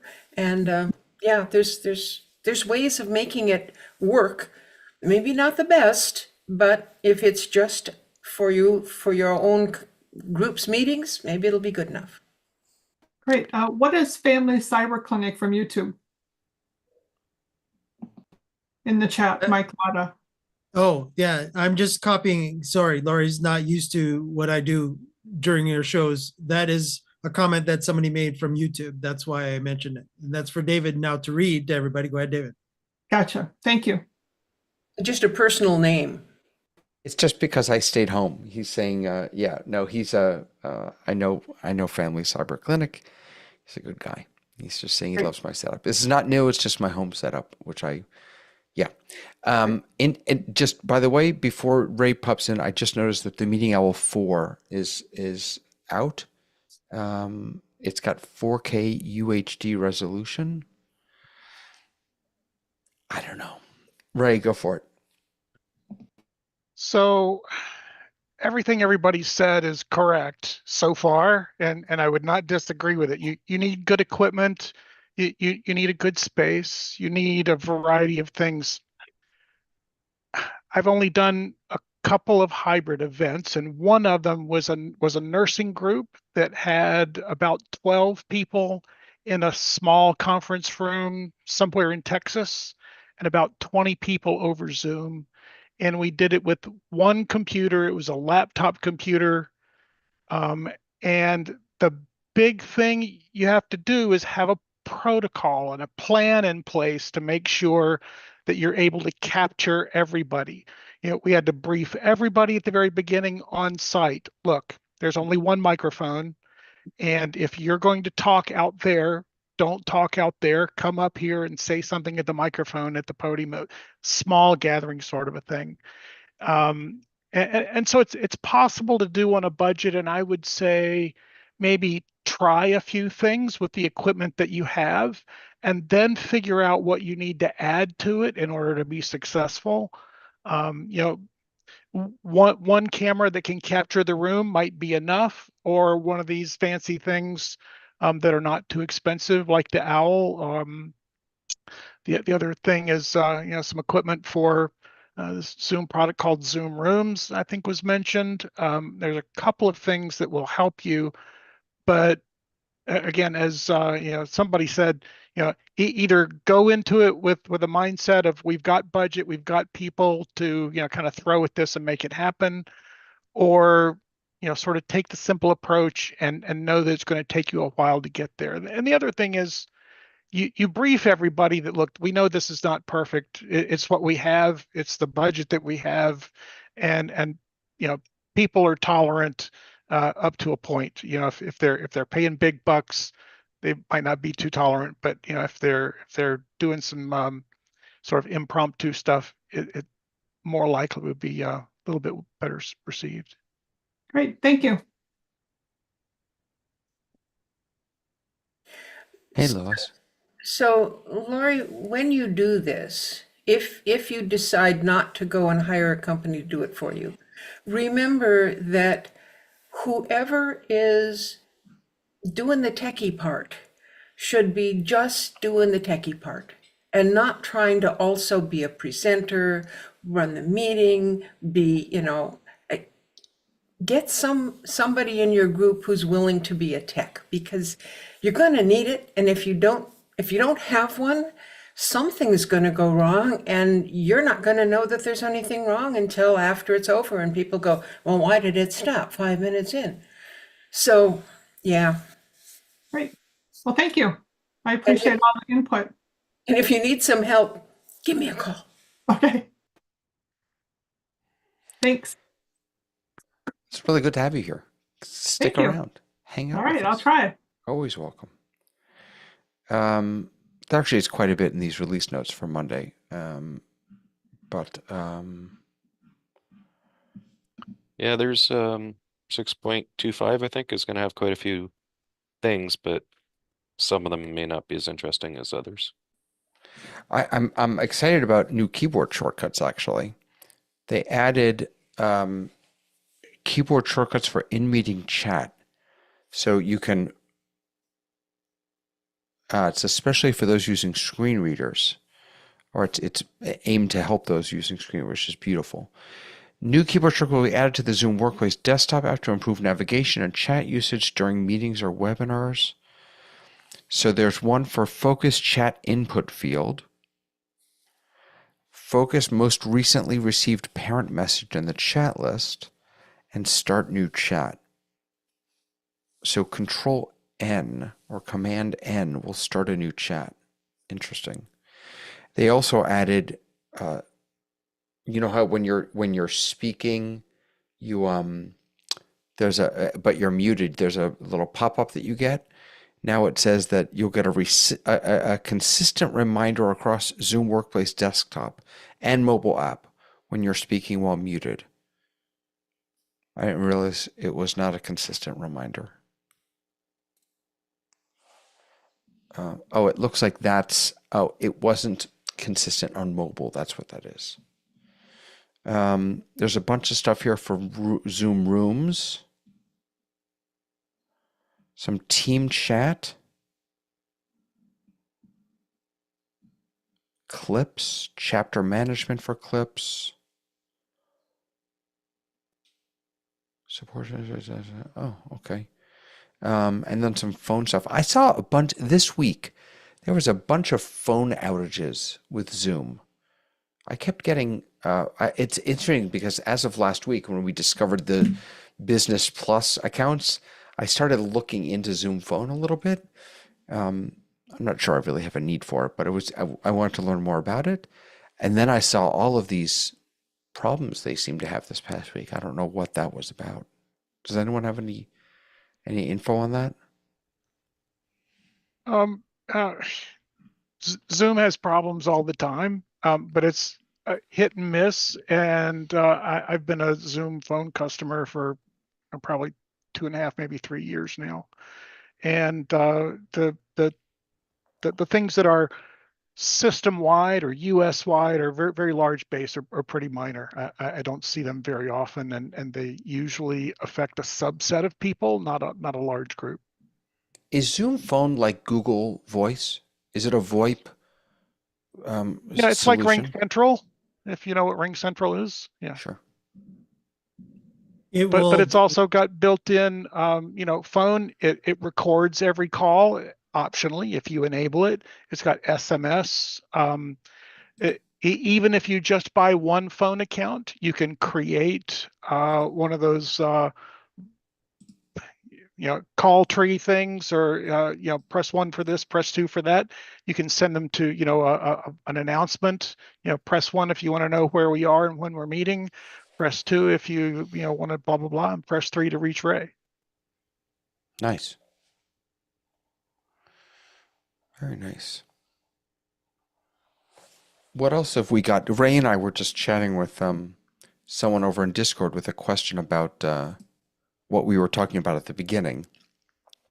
The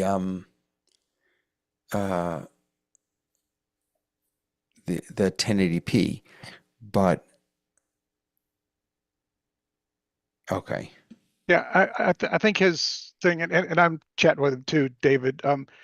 He's aware that that particular provision does not apply to paper attendee accounts, Right. and was still trying to press the the previously allowed exception just by But his applying question, for but it. he just wrote us back and he said that his question is about support ticket exception. Yeah, That you're was an supposed to be able to put in a support ticket and ask to be set to 1080p. which apparently you can't now. Well, that's why I asked him, who told you you can't? Yeah. Was it a help desk person or a tech person? Huh. So you can, because for business accounts, it's by default, it's 1080p. This is for a pro account. Gotcha. Although if he had, hypothetically, if he had a subscription as opposed to a PPA license, then he would also have, starting next week, he would have access to the 1080p. That's my understanding. Gotcha. Yeah. Okay. As Andy and I kind of chatted a little bit yesterday on Discord, we don't really know how it's going to work until it's enabled, but we have a pretty good idea, but hopefully that's the way it's going to work. Yeah, there was, I saw a question come up about the group HD toggle. Now that we don't have to request, well, now that in certain cases we won't have to request HD, what happens to that HD toggle, the group HD? I'm not even sure that I would understand expect what it to that's really persist. about. What can you explain what that's about and what the purpose of it is? Like if I called enables Zoom on my pro account and I said, "Hey, can you please enable 720?" Right. What is that group HD about? Well, the way I've deployed it, at least, is it means that everyone in the. Do you use groups in your admin settings? No. Okay, I so assumed group HD because that's a meeting setting. yeah, but you can also limit whether or not people in your organization or your account are using HD. Imagine if you have an office building with 50 people all logging in without Zoom Mesh, and they're all pulling the same HD for, let's say, a company-wide meeting. You could really screw up your bandwidth. So there would be situations where you don't want everyone to have HD all the time, where you might only want certain people to have HD. So you can lock that at the account level so that nobody has it. You can create groups and let some people in some groups have some settings and people in other groups have different settings. Now I'm a little confused. Oh, maybe we're talking about two different things then. No, I'm sure you're right. Well, for one thing, it's not called Group HD anymore. On my, let me just get out of this so that. Now, David, it might also not be named that yet. No, it used to be Group HD. Now I see under settings, video, I see just HD here.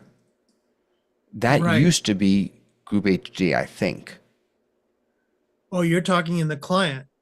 Right. This is a setting in the client, I believe. No. As far as I No? know, the 1080p portion that we're talking about in Discord, the way I took it, is in the admin. No. Sorry. That I understand. What I'm saying is, my question is, what's going to happen with that? And maybe it's, forget Group HD, maybe it's just this HD. What's going to happen with this toggle? Is that still going to be applicable if you have 720 or 1080 enabled? Is this, and I guess, Frank, you just answered the question. There are times when you do want to limit the resolution. Yeah, that permission is account wide, and you might want just certain people to have it. Permission. Right, but David, can I each just person help can you turn try this on and themselves. Yeah. No? Can I help you understand this, David? Oh, God, please. In your on your web account settings, you have the Yeah. option to set up your account to HD or not HD. If you switch that to 720, Zoom treats 720 as HD as well. So that option underneath your video where you were in the app will always be there. And if you have 720 enabled in your portal, that means that when you switch that on, you will be sending with 720 if your license is thus enabled, or lower if you don't switch it on. Right. So on the back end here, there is a setting meeting HD video quality, and then you can, whatever you have available to you, you can toggle it on there.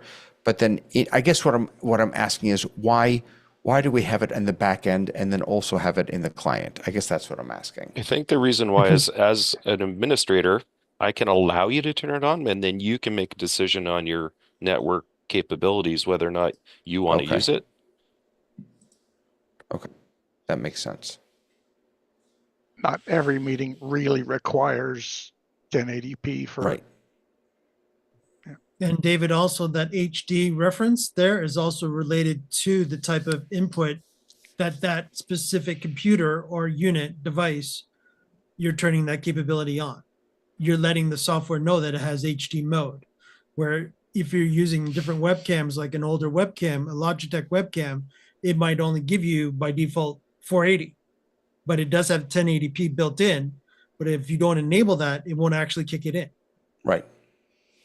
So it's telling the driver from the client, telling the driver to kick in HD mode of that device. Yeah, and thank you, Ray. Ray popped an article in the chat, enabling HD video. And one of the reasons I popped that in there was because I had done a search on Group HD, and the phrase Group HD occurs only one time in this document, and I think it's actually an archaic term that they just didn't edit out. Right. It was, you're right. It was called Group HD, and they've changed it. Yeah. HD video for a group of users. Yeah, but I don't think, Frank, what you were saying, I don't think that's, I think it was just called Group HD. I don't think it had anything I to have do no with idea why it's called Group HD from Yeah. like the inception. Some of Zoom's terminology is a mystery to me. I think you had to be there at the beginning and grow with it to know where some of these terms came from. Sure. Yeah. All right, folks. What else? So oh, sorry. I see a hand. No, I'm sorry. I just want to, I was just reading this article that we got in the chat. I didn't realize this.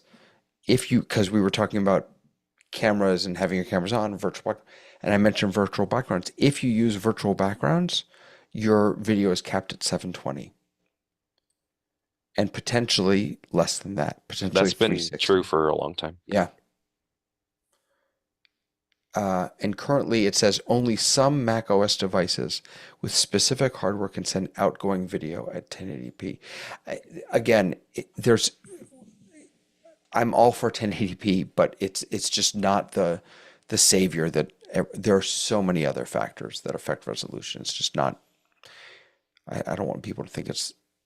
Yeah, sorry, Robert, and because I see you were about to jump in, and then Haswick, please. Yeah, sorry. Just to continue on this group thing, what Frank was referring to, when you have a business or what's it called, an enterprise account, you can divide your license holders into groups. Now, at the group level, you can decide this group has HD 720 or this group has HD 1080. Okay, so that's where the name Group HD or Group appears. It doesn't appear on an individual level. But it did.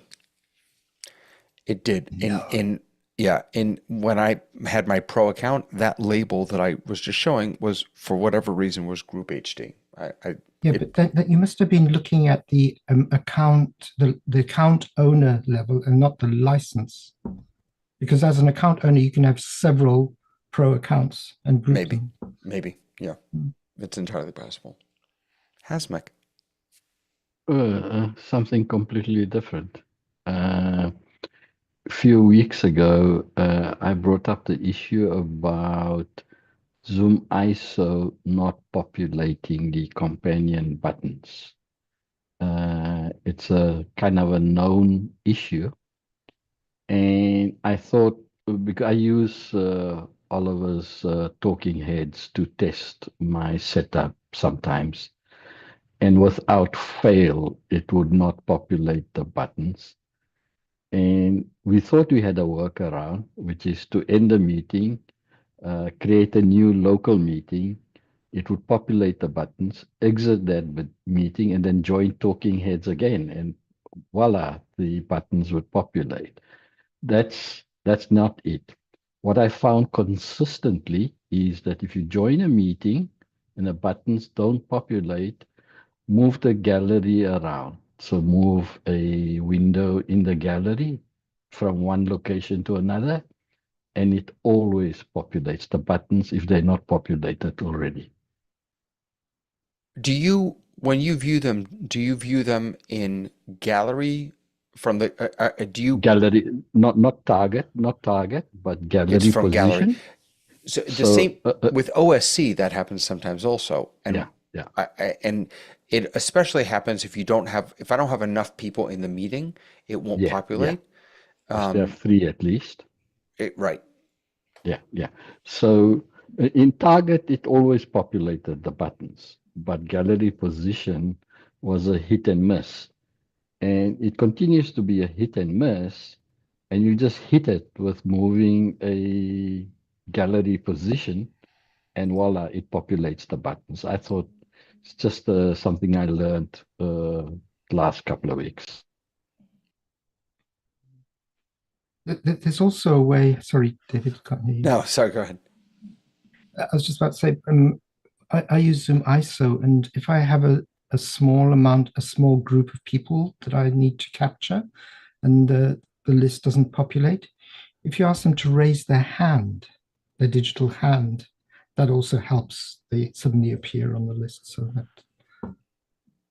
it's like you just have to sometimes hit the TV on the side to get it to work, you know. Yeah, Frank, go ahead.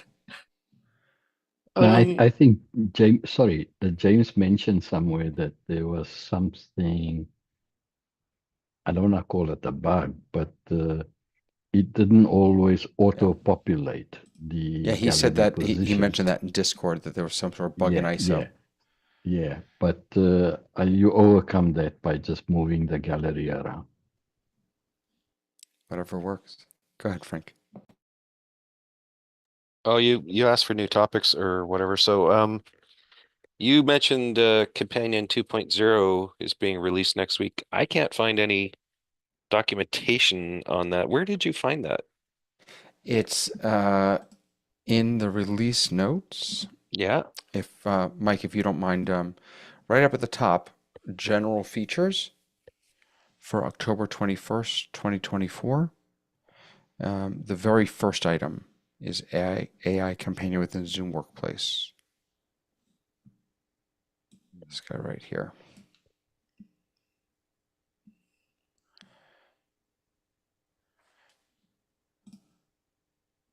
So it's on the release notes page, that the new release notes page that they have under upcoming release. I found it. Hey, there's some other Awesome. stuff here too, eh?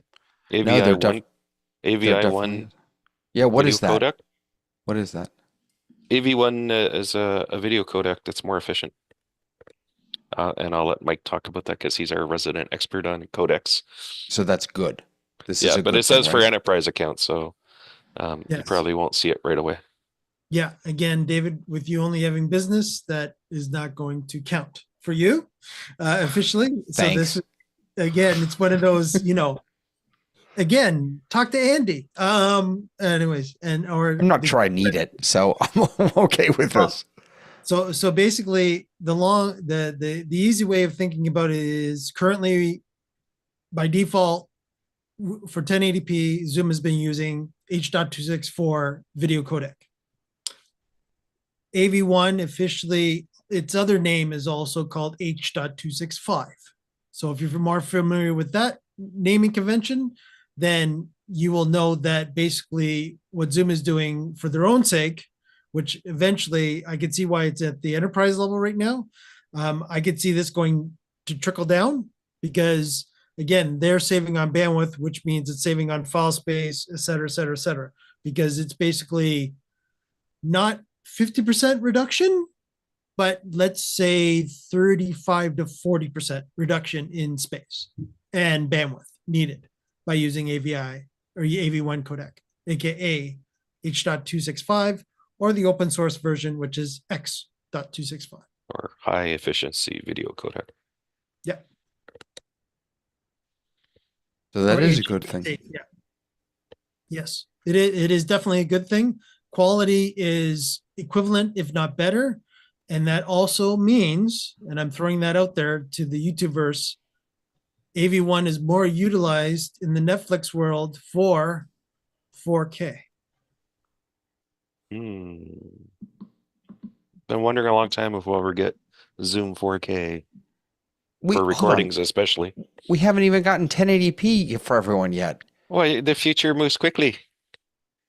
The future's so bright. So enterprise would probably get this, and then it will trickle down, right? So maybe in the future 4K will be an option, and it'll trickle down too. But or you'll have to pay extra. But I know that we shoot a lot of things in 6K or even 8K sometimes to preserve them for the future, because when 8K TVs start appearing on a like common to everyone's living room, things that are in 1080 are going to look really bad. And if you have, let's say you're the kind of place where you've got guest speakers who are of historic importance, and you want to keep those sort of things, you'd want them in the highest quality possible, even if you're not utilizing it today.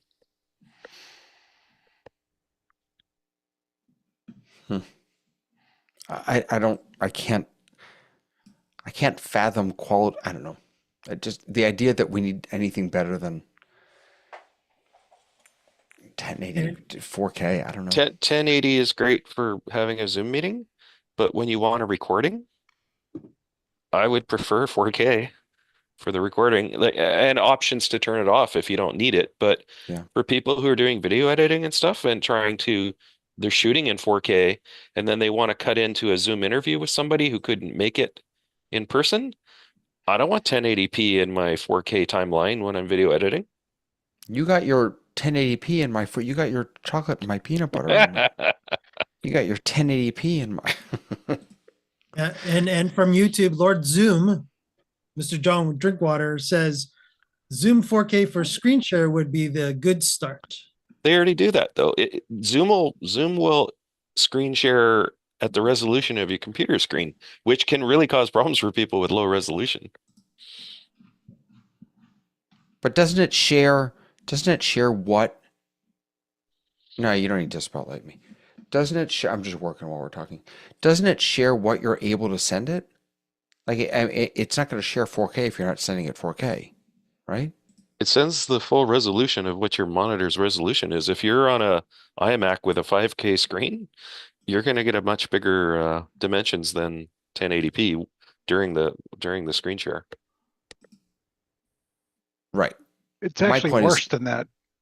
Sorry, go ahead. Because if you select a very small region of your screen to share, that's maybe, just pick a couple of odd numbers, 314 by 212, that's what's going to go out to everybody. And so people who try to do PowerPoint and they want to see their notes too, and they bring up the PowerPoint's presenter view with the slide in the upper left and their notes over on the right, and they go over and they highlight that piece and screen share that, and then everyone complains because it looks really bad. I'll use that word. It's because they screen shared a little portion of their screen and blew it up to whatever size your monitor is.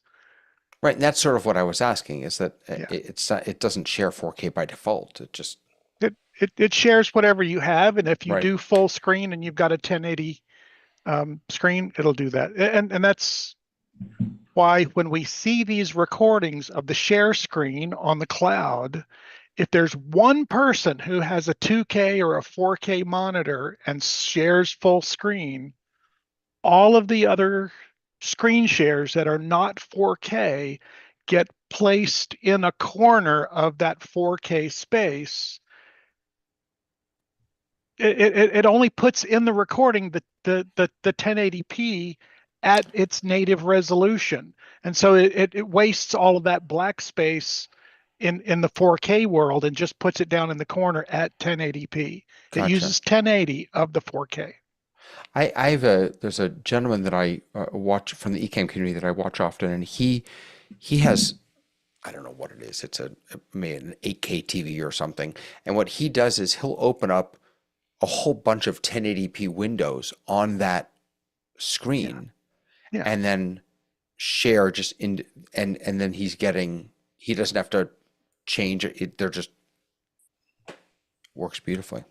Right, but David, also take into consideration that he might be using some additional hardware that Now he's actually using eCam, splitting. but Okay, but again, you're splitting it into multiple 1080p sections. no, exactly. That's what I'm saying, is that he's able to get a whole bunch of 1080p's from this one monitor because he just scales each window to the right size. Yeah. Frank, did you want to jump in? Sorry. I keep dragging us back to this, but all of Zoomtopia was focused on AI Companion, and now they're kind of letting Companion 2.0 out of the cage next week as this, as a panel on the side of your computer if you use the desktop app. I don't specifically know what functionality will be there that's enhanced. Right. I know they're not releasing all of the things they said at Zoomtopia next week. It's going to be the whole year incrementally. So I'm wondering what we're going to see next week. And the release notes you pointed out, thank you for sharing, don't really say what we're going to see enhanced. I imagine, the stuff we currently have will work better, but is there anything new? I guess we'll find out next week. Yeah, it doesn't give us the details about what specifically we're going to get. I mean, we sort of looked at some of this stuff was it last week or the week before? I forget, but sort of what it's going to look like. That was the roadmap for the whole year, though. We don't know which increments Correct. are No, coming absolutely. next week. Oh, there is. Look at this though. Hold on a second. So there is a help article that was just posted today. Breaking news. Zoom AI Companion. Okay. So feature availability. I'm just scanning this quickly to see. Basic users do not have access to it at all. Oh, I lied. Basic users may still have access to some AI Companion features such as Zoom Team Chat Compose on an interim basis. There's some information about healthcare and education customers rather. All right, here are the companion features. Again, we don't know if we're getting all these. In-meeting questions, you can quickly catch up, get clarity on what you missed during a meeting. Smart recording. We kind of already have this. This we already have. Maybe they're just releasing the side panel with the existing functionality. Yeah. So that we get used to the side panel and they can start to engineer that generate somewhere. a summary and next steps, right? We have that. So maybe it's the side panel, but it's also taking all these sort of disparate pieces that we have had for a while, and now they're all part of this one thing. Team Chat Compose, quickly summarize contents. Sentence completion could be pretty interesting. Could hallucinate sentence endings you didn't intend. Yeah, Lori brought up a good point. She said that it's currently offering. It says on there. Yeah. What happens if I click on setup? Okay, so AI Companion is on, but this is the same thing I had before. Auto start in meetings. Now, there's nothing really. Manage all settings. No, there's nothing yet to do. I imagine there'll be server updates Yeah. on the weekend, and then or late Sunday, and then Monday we'll see maybe some new Yeah. things. But who knows? If there's anything to set up, I think I think you might be right. I think that this first stage is bundling things under the heading of AI Companion, putting them all in one, not putting them all in one place, but having everything easily accessible, and then getting us used to that side panel. What I'm curious about the side panel, by the way, is whether it's pop-outable. You know how the participants panel and chat panel is pop-outable? I keep my Zoom meeting window, which I know this is going to be part of the workplace app, but keep my meeting window in a small teleprompter. So I have to pop everything out or else I can't see it. What I'd really like is to not have to keep the Zoom app open all the time and just be able to keep that one panel maybe on the side of my computer, on the side of my desktop, so that I can access it easily. That would be interesting.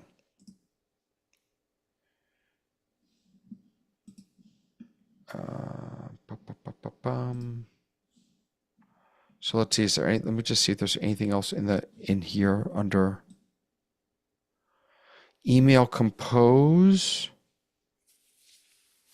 That's the same, I guess, as sentence completion. Content generation for the whiteboard. So generate ideas, refine and extend existing content, add objects to a canvas. I wonder if that's like, I wonder what that's going to look like. Images. Is it going to create tables? It's interesting. And then for events, smart compose, compelling event content, image generation. Email compose, chat compose, and then for phone, call summary, voicemail tasks, voicemail prioritization, SMS threads, and then for clips, generate titles, descriptions, and tags, and for docs, generate and revise content and sentence completion. Yeah, we'll have to see how much of this we actually get on Monday. But we now have a start date for the fun, which we didn't have at Zoomtopia. So sorry, Frank, go ahead. Oh, don't be sorry. Something interesting just happened that I haven't noticed before. I'm on the Zoom support page and I pasted Zoom AI Companion 2.0 looking for notes. And my first response was, it says generated answer for you. So now they've got AI in their support document and it created a custom answer for me. And then below that, it has support documents. And then I can vote my generated answer up or down. I can put a comment and there seems to be a toggle switch. I'll take a screenshot of that and put it in the wait a chat. second. So let's see. So is this is the support page that you're on, Yep. right? Yep. All right. So Zoom I'm signed AI in. I don't know if that changes anything. Let me sign it. Well, I won't sign in. Let's just see. Zoom AI Companion and search. Yeah, look at that. Zoom AI Companion is here. There's a get started, and then here's my generated answer with learn more and links. I go on this support site many, many times a day, and I haven't seen this before. Wow, look at that. Maybe it's been there, but I haven't seen it. You can rephrase it as a checklist. Learn more, rephrase. So you can, what is the, oh wait, let's see. Oh, you can turn generated answer on or off. Okay. Yeah. So I just clicked rephrase as checkboxes, but it doesn't seem to have done anything. Step-by-step instructions. It didn't seem to do that for me. All right. Let's do. Change my search question. Oh, here we go. So this guy here, sometimes you get pop-ups that explain it, sometimes you don't. It's a little annoying. David, go a little higher when you show. Oh, I'm sorry. My face is on top of it. There you go. So, bullet point summary, except it gave me dashes, not bullet points, but that's okay. This is supposed to be step-by-step instructions. So that one doesn't seem to work in. I don't know what this one is. Summary. Okay, let's ask it a question. let's see what happens. So the question is, how do I turn on HD quality video? Account management, account settings. Look at this. To turn on HD quality video in Zoom, you need to follow different steps based on your user type, account admin, group user, or individual. For account admins, and then it gave me a list. For group user, remember to click save after making changes. Now before, But it has 1 and 2 more AI. right, if I want to learn more, right, and what it's doing is it's bringing me to these knowledge articles. So before I would have had to click on one of these knowledge articles. Now it's actually just giving me the steps. Let me click on these. Isn't it giving you a summary when you click that 1 and 2? No, these are links to knowledge articles. Right, so this right here, this guy is a link to this article right here. This guy, yeah. When you clicked on the rephrase thing, it changed from 2 articles to 3 articles. Right, it brought me to, so let me go back here. So I didn't click, there actually isn't a rephrase that you can do. It's rephrase as a list of the step-by-step instructions, rephrase as bullet point summary, or rephrase as a summary. So what I did is I just clicked this and I said, do this as step-by-step instructions, which it didn't really do. What it did is it gave me the 3 different user types as steps. So that's not really what I was looking for. It looks like step-by-step to me. It says sign in. The hyphenated parts are your steps, yeah.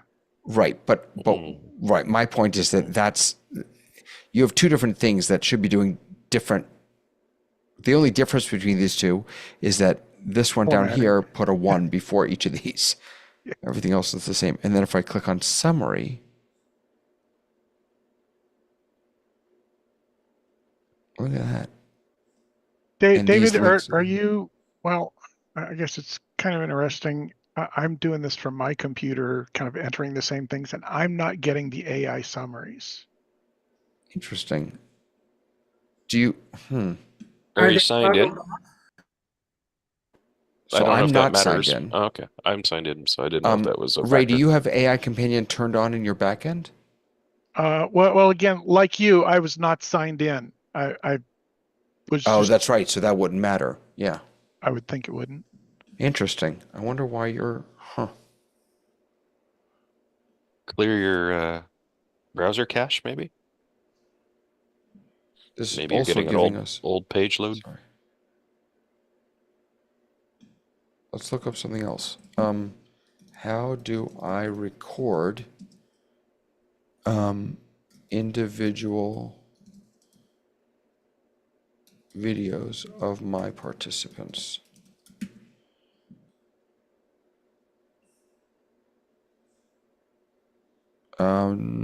Record separate audio file. Additionally, make sure to have the same display participants' names in the recording enabled. That's interesting.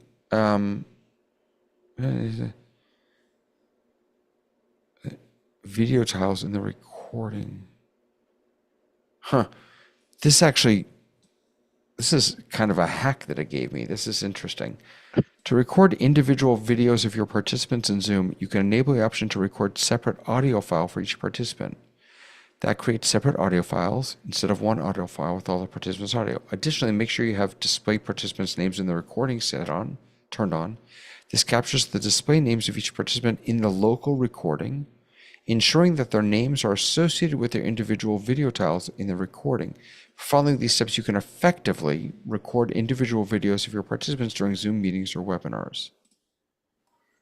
So it sounds like it has said that you will have a gallery view of everybody, and if you merge an individual's audio recording, you can call that an individual video recording. I guess so. Yeah. This also, and so now I just clicked on the rephrase, and again, it did not turn it into steps. This one does. The second one seems to work more reliably than the first one. You know, the bullet points versus the check mark. Wow, this is fascinating. Great find. A companion dashboard. I wonder if it can give us. Hold on a second. I I figured want- out, David, as you keep going, I figured out, Ray, why you might not be seeing it. Yep. I cannot get the AI generated answer in Edge, but I can in Chrome Hmm. on Windows, Well, even though they're both up to date with version 130, which came out last night. and I went into an incognito window and was able to see it on Edge. So it could be, like Frank mentioned, cookies or, you know, whatever else I have. Cache, yeah. Loads of Zoom in my basement. I put a question in. I was trying to see if it knew about ZoomISO and ZoomOSC. It doesn't seem to. Did you guys know, like, do you use the dashboard as an admin? I don't know if you guys even have access to that as non-enterprise, but maybe you do. Business accounts should. There's now a heading for companion usage, AI companion usage in the dashboard. It's interesting. Where does one access the dashboard? Account management, well, admin, Usually Oh, account dashboard. Sorry, management, I got dashboard. Yeah. it. Yeah, I got it. Yeah, so here's my dashboard. So if you look up at the top tabs, there's one for AI companion. AI companion. Heavily used by you. Yeah. That could all change pretty soon, though. Yeah. Like I'm in the dashboard a lot, but it keeps getting bigger and bigger. Wow. Do you have your health set up? My health? There's a dashboard thing that will tell you about the health of your meetings, and you can set up warnings triggered on metrics that you determine. Global heat map by meeting. North America, Canada, US. Well, we should have some Europeans. You may have to set a date range. If you scroll up. Oh, you know what? I'm in a different account. Sorry. Oh, okay. Sorry. This is my main account, not Be interesting to see where everyone's coming. I think we have a good sense of it because it's not a huge amount of people come to this meeting. Yeah. But you By the may way, be meeting with other people in other meetings. By the way, Tony just asked on YouTube, does my iPhone impact the meeting resolution now of 1080p? If you're watching on YouTube, then no. You can watch it on anything and it doesn't have any impact on us. If you were to join the meeting with an iPhone, then yes, it would degrade the quality from 1080 to 720. David, that brings a good segue to my question for the group, which is, why are we only broadcasting today at 720p to YouTube? Yeah, I saw you mention that. That's a good question. Anyone have any thoughts on that? Somebody joined from a mobile device. Although, if we're receiving the meeting, let's see if we're still. Oh, did you say on YouTube or just our? No, on YouTube. Oh, Yeah, okay, it's Frank, it's the YouTube feed. that sorry, I'm I talking didn't catch that the first time. Yeah, no problem. Yeah, I don't know why we're only at maximum 720 coming from, again, you're using the app, correct, Dave? Yeah, I am. Let me open that up and see. I wonder if So right now I'm only sending 720 for some reason, but that's because I'm not spotlit. Oh, now I'm sending 1080. So let me open up the app and see.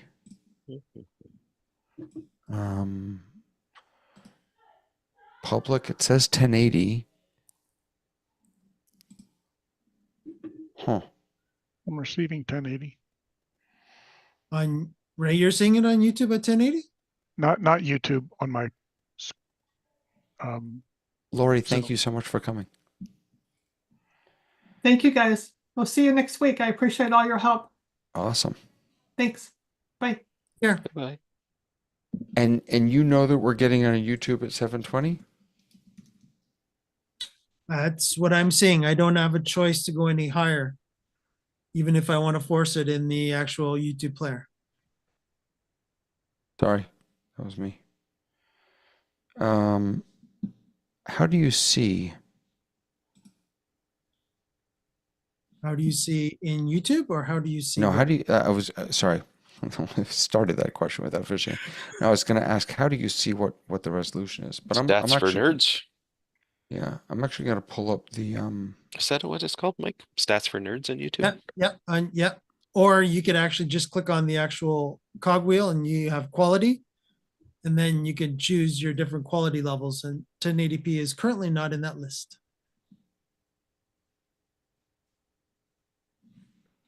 stream health. So the health is excellent.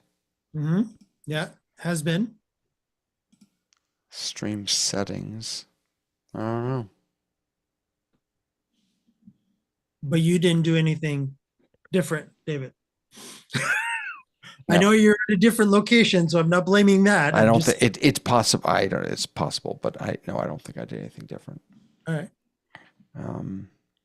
Guys, I have to jump off. I apologize, but by the way, just as a reminder, friends interested, next Thursday, hopefully, at 9 p.m. Eastern, 6 p.m.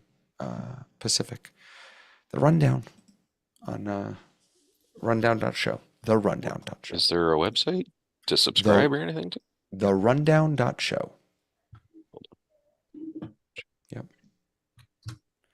You can't really subscribe, but that'll take you to the YouTube page, and then you can subscribe there. So, all right, Mike. There's a TV over to series you. called The Rundown. Mhm. They stole it from me. Who's around first is the question. Yeah, who's on first? Exactly. That's it. Over to you, Mike. Thanks. You Thanks, need to David. do some Take care. SEO. You're not. Oh, maybe this is it. The Rundown Show. Wait, hold on. Did you just Google the rundown show? Yeah. 133 subscribers, 170. That's not you. No. Just go to the rundown.show. I did. I wrote the run. Oh, okay, let me try. The I have show. not The Rundown. I have not Show. worked. I googled on- it. I didn't. See there. Yeah, I have not worked on my SEO yet. Because there's nothing to SEO yet. There's no. I'll get there. I promise. I Oh, promise. I see a picture of you. Yay. You're that cute YouTube. guy. All right, guys. See you soon. Have a good one. All right. So I've just added to YouTube. If anybody else has any other questions while we're here, we've got Frank, we've got Ray, and Hesma, I think, went to sleep, which is perfectly understandable. And Roland is still here with us as well. So if you have any questions for us, we're here for a little bit yet. So let us know in YouTube chat. So Ray, I'll ask you this. Picking on Ray now. As far as I know, are there not releases coming up this week for Zoom events as well that we can publicly discuss or not? I'm not aware of anything coming out this week, and I know that at least I remember reading that the release notes review in Josh's Wednesday morning Zoom events open office hours, I think is not this coming week, but the following week. So they may have it delayed by a bit. Okay. Yeah, I wasn't So sure. the release notes have been really, they've been coming out lately for events. for the- events. for events, yeah. And I'll mention one of the things that I've been looking forward to in Zoom events is the discount codes and offer codes that you can use in the registration process. And I've been on the beta for that. And the release of that has been listed in the last two release notes, but have not been actually but have released. not been released and Right. actually weren't redacted or corrected. Oh, this wasn't released till a couple of weeks afterwards. So, you know, there's a limited set of resources there, I'm sure, but there was a point in time where we would know the day of the release what got pulled and what got put in, and yeah, so I'm looking forward to that. Yeah, yeah, and many people in the Zoom events community definitely are asking for that as well. Yeah, definitely. Okay, so I'm just looking over to the YouTube chat, and everybody's been pretty quiet today on the YouTube. It's good to see that Tony was joining us from there, and Mr.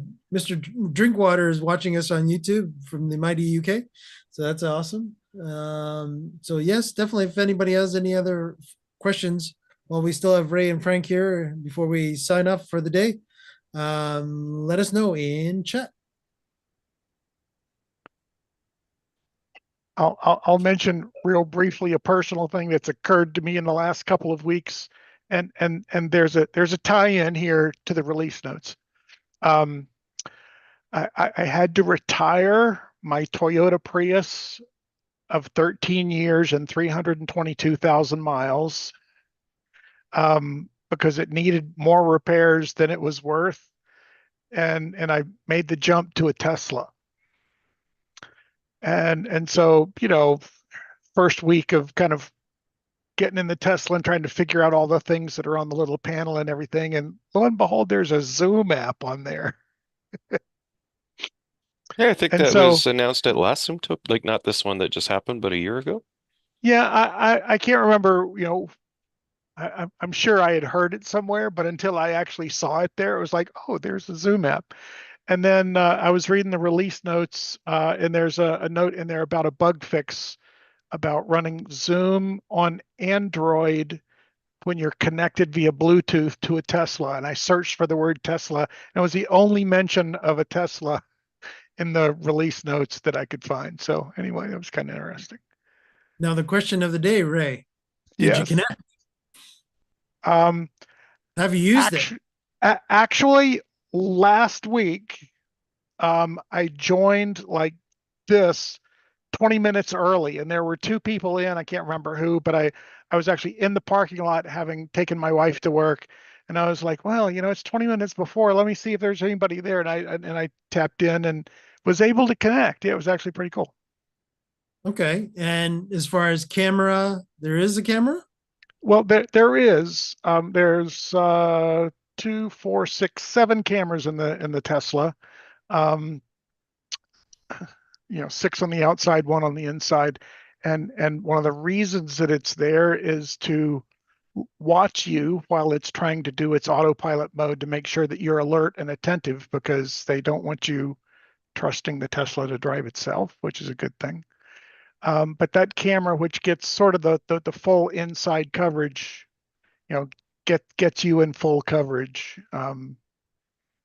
So not exactly the ideal camera, but yeah. So Zoom has been able to incorporate that, being able to, from the hardware in the Tesla, actually use that as the camera. Yeah. Maybe next week I'll hop out into the Tesla and join and see how it works. And freak everybody out as you're driving down the highway watching us. Right. Well, again, we've had people on Zoom Test Kitchen that would actually take us on the road, and you would see them. They literally had the phone on the console. Interesting. The manual says, and I certainly haven't tried this yet, the manual says that the camera is enabled for Zoom only while parked. That if you take it out of park, the camera's disabled.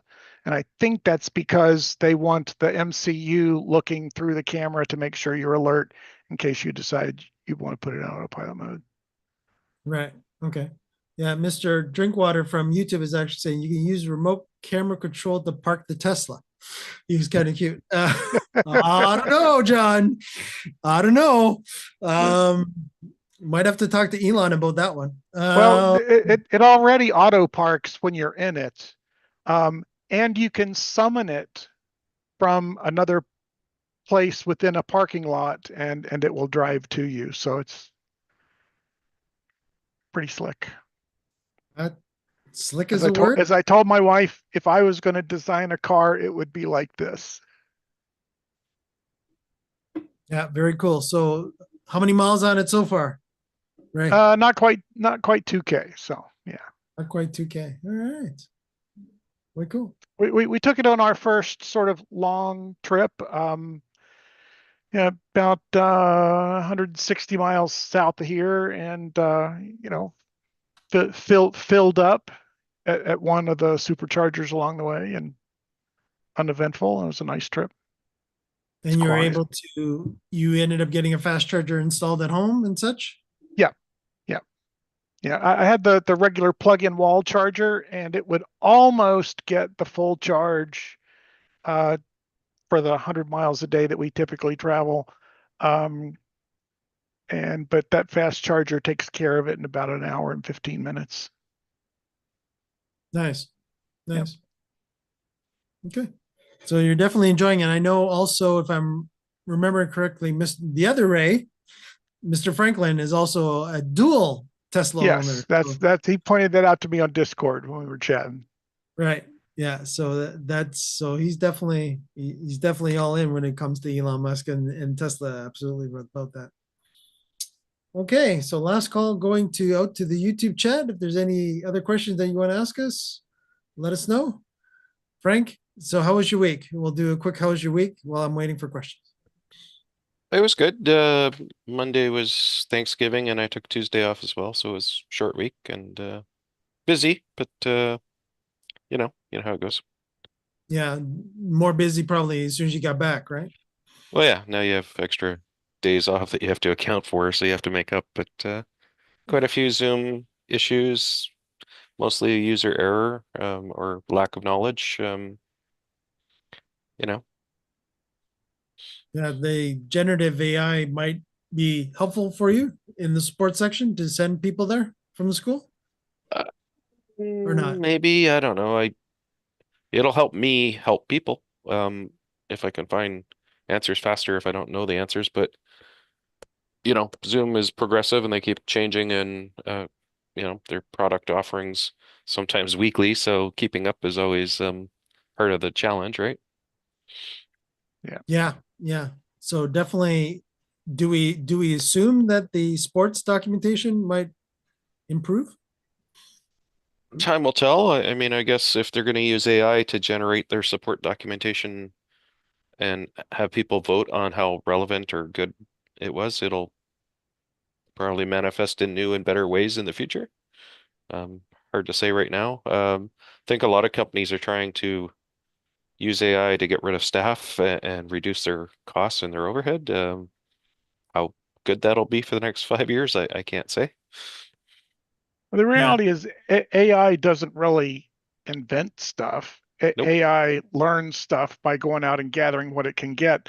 And someone's got to go, oh, look, we changed the name of this thing from Group HD to just HD. If someone doesn't make that distinction, I'd use an AI tool called Perplexity regularly, and I like it, and I like some of the things that it can do, but I still have to go in when I get stuck on something in Zoom and I go in there to ask the question. I have to go in and read the individual references because it will knit things together that don't belong together and go, oh yeah, you can do this, and then you can do this, and then you can do this. Well, I'm finding out, nope, not quite. I don't know. I noticed a lot of companies in Zoom too. A lot of their support documentation. If you don't know the magic phrases, if you're Right. new and you're clumsy with your vocabulary, you get really bad search results, and people get frustrated that there's no one they can call and talk to that's a live human being. And I know companies don't want to pay for live human beings, and the big thing in customer call centers and stuff is deflection, and AI is definitely playing a big role in deflection, which is get them to go to a support knowledge base, figure it out themselves. Right, which again we saw at the end. I was going to say, when David was doing the examples of the AI companion within the support, it was similar to Bing, how Bing will actually have the different links to, if you want more information, click here, right? Where it was giving the articles. I'm also seeing a lot of backlash against Zoom rebranded after Zoom 6.0 to Zoom Workplace. And there still seems to be a lot of users who are unhappy that Zoom isn't concentrating on the core video conferencing elements and they don't feel they want Zoom using their limited, hours a month or a year to focus on AI. But I think, Zoom's just decided it's important for their future as a company to be Yeah. part of this. But there's a lot of people who don't care about this right now and feel like they have other issues they'd like Zoom to resolve. So that is more of the where people would like the Zoom client to be standalone. It Sure. is video conferencing only. Maybe it's a vocal minority, but there are people who express that every day in the Zoom community forum. And, ever since Zoom. It's a focus of resources. I think, Frank, you're Yep. right.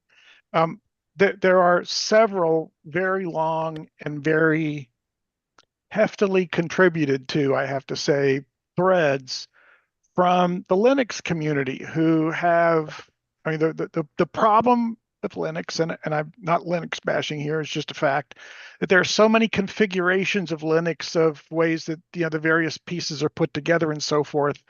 And, it's very difficult, I think, for Zoom to put out a package that works across all the variants. And what I would say Zoom probably should do, not that they're going to listen to me, is that like anything else, they should say, here's a minimum feature set that your Linux needs to support in order for it to run the current version of Zoom. And I don't think I've seen that anywhere, that we know that it won't run with this version of this package and this version of this package, but it is supporting this, this, and this. And yeah, I see a lot of what I call whiners in the Zoom community that just go on to complain, not actually ask for help or anything like that. And it's like, yeah, the only people that are reading those are me.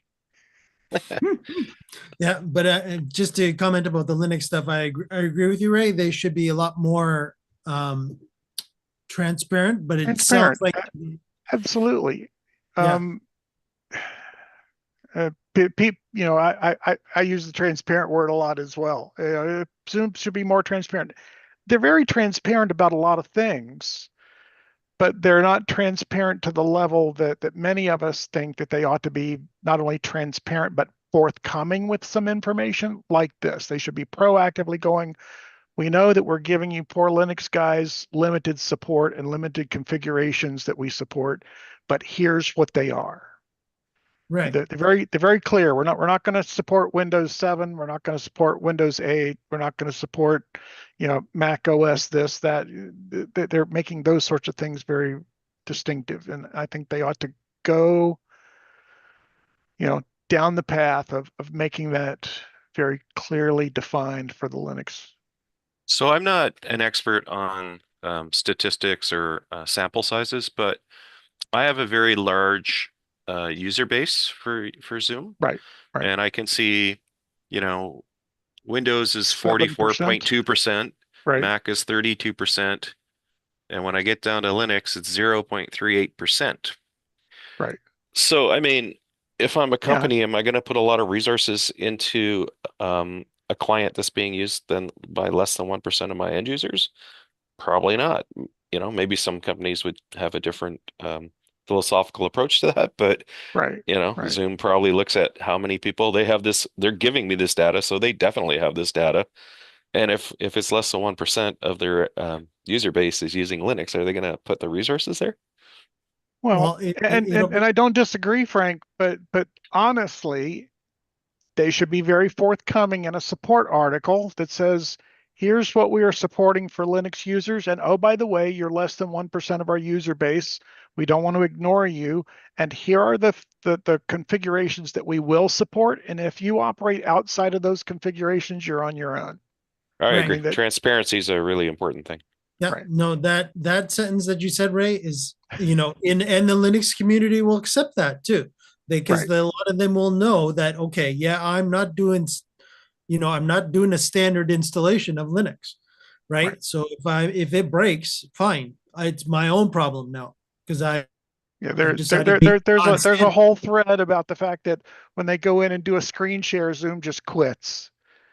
It's just like, what can they do? Well, someone discovered after a couple of iterations that it was a particular version of some package or something that, Yep. someone had upgraded to, that Zoom hasn't upgraded. And well, they're coming out with a new version, this week. Well, oh gosh, they didn't fix that part. Well, sorry guys, can't help you. Yeah. Now, to be fair to what Frank is also saying too, as far as the percentages are concerned, my official answer to that will be we will see coming soon, very, very soon, because Windows 10 is officially not going to be supported much longer. Right. So that will officially mean that there will be, and the numbers are in the millions right now, of unsupported gear that needs to be at X level to be Windows 11 compatible. So that is a lot of hardware that we're not sure what's going to happen on the Microsoft side, but on the Mac side, we're totally different. This is more so we're talking the x86 world when I'm talking about this. So Linux will run on easily majority of the gear that Windows 10 is currently on right now. But as of that certain date, there is going to be those millions of potential e-waste computers that will have two choices. A, they're going to go to Linux because they're not going to be supported anymore. Or B, they're going to pay Microsoft a fee to get Windows 10 support. Or third-party companies are going to start doing third-party support of patches that'll come in your Windows update. So it's going to be interesting. That's all I've got to say about that, especially for a lot of people's PCs. And I've even done some testing with Windows 11 that is not even on recommended hardware at all, on purpose to see if Windows 11 would work, and it does. So this is entirely a Microsoft specific ploy, shall we call it, or insert your word here, to have more new hardware to be bought. And again, of course, similar to Zoom, they're also pushing the AI stuff where they also want to do, Microsoft Recall, which is their, so that, you get to check.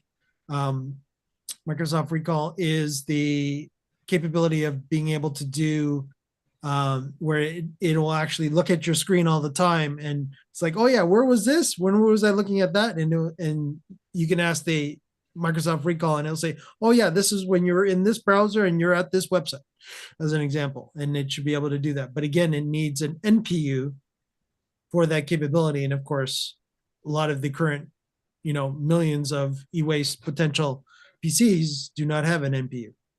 Yeah. So is Zoom? Yes. Be transparent with the Linux guys. Absolutely. And B, that market might be going up for you quicker than you think it might. Coming soon. Zoom's always suffered, though, I think, some backlash from users who don't understand how it works in a lot of ways. And one of the ways is that the desktop client for Mac and Windows is the most fully featured experience you can have in Zoom. And when you go away from that to mobile or other devices, you lose functionality. There's way more restrictions, and people don't seem to understand that, and they get upset. I can't do this on my Chromebook, or I can't do this thing that I do on my desktop on my iPhone. And it's in they have a matrix on their support site that shows each function and if it's supported or not on the device. And people go out and buy new hardware without consulting that, especially to use for Zoom, and then they find out they can't have virtual backgrounds, or they can't have this, or they can't have that. If I was going to buy a new device, the first thing I would do is find out what's supported on the device I'm considering, if Zoom's such an important component of my purchase, and I would change my purchase decision based on what I need or what I want. But it seems like they buy the equipment first, and then they get mad that Zoom doesn't support X feature on that device they just purchased. Yeah. Mm-hmm. Very fair, Frank. Right. Yeah, I like I don't know, I think I've seen one comment somewhere along the way is, how come I can't see 49 users on my iPhone in gallery How would that mode? work? Yeah. We'll sell you the optional magnifying glass Right. kit that goes with it. I don't think the resolution goes that small. You got a 4x5 Pixel. pixel image of each of the 49 people. Yeah, and you get to say, "Oh, I think I saw an eyeball. I saw an eyeball move. I really Right. did. I think exactly." I mean, if you're going to cater to the masses aren't necessarily sophisticated at technology. They know how to do certain things that everyone does, but then it drops off after that. Like, maybe Zoom should have two clients, one for advanced users, or maybe there should be a mode in the client that dumbs it down or something. I Yeah. mean, you can do all that on the server side, but most of the people who sign up for Zoom have no understanding of how to administer Zoom as their own administrator, I should say. Right. Yeah, yeah, Yeah, and again, we've talked about that. Just a simple mode and an advanced mode. And you can pick the simple mode, and if you run into a situation where, oh gosh, I heard about this thing and I really want to use that. The downside, I'm sorry, is that you have to change it to advanced mode, and now you get to wander around the depths of the maze of Zoom switches and figure out how to make what you want work. Zoom's corporate Exactly. culture is corporate and enterprise, and I don't see them going away from that. Yeah, I mean that's clear. Read their quarterly financials, and it's very, very clear. So Ray, any thoughts about the dabble that we found last week, which I don't think you were on with us, when John from the UK broke it to us, and then Frank and I checked for Canada about the one that you can actually go down to one now for business accounts in Canada, and and not coming to the US right now for whatever reason, and it's been at least a week at this point. Yeah, I have a request in with a Zoom employee about that right now. Oh, you do? I All right. wanted documentation on it, and I haven't heard back. It's been 4 or 5 days now. Interesting. Yeah, I saw a little bit of chat about that, and to be honest, because I haven't seen the actual web page that has it, I wasn't really sure. It was like when they changed the user interface to the Zoom events and webinars pricing page, and they made the three sections, and all of a sudden you could buy things that it looked like you could buy on there, but if you go through the steps to pick them on the back end, it won't let you buy them. And they've since kind of fixed that. Business 1 to 200, 1 to 250.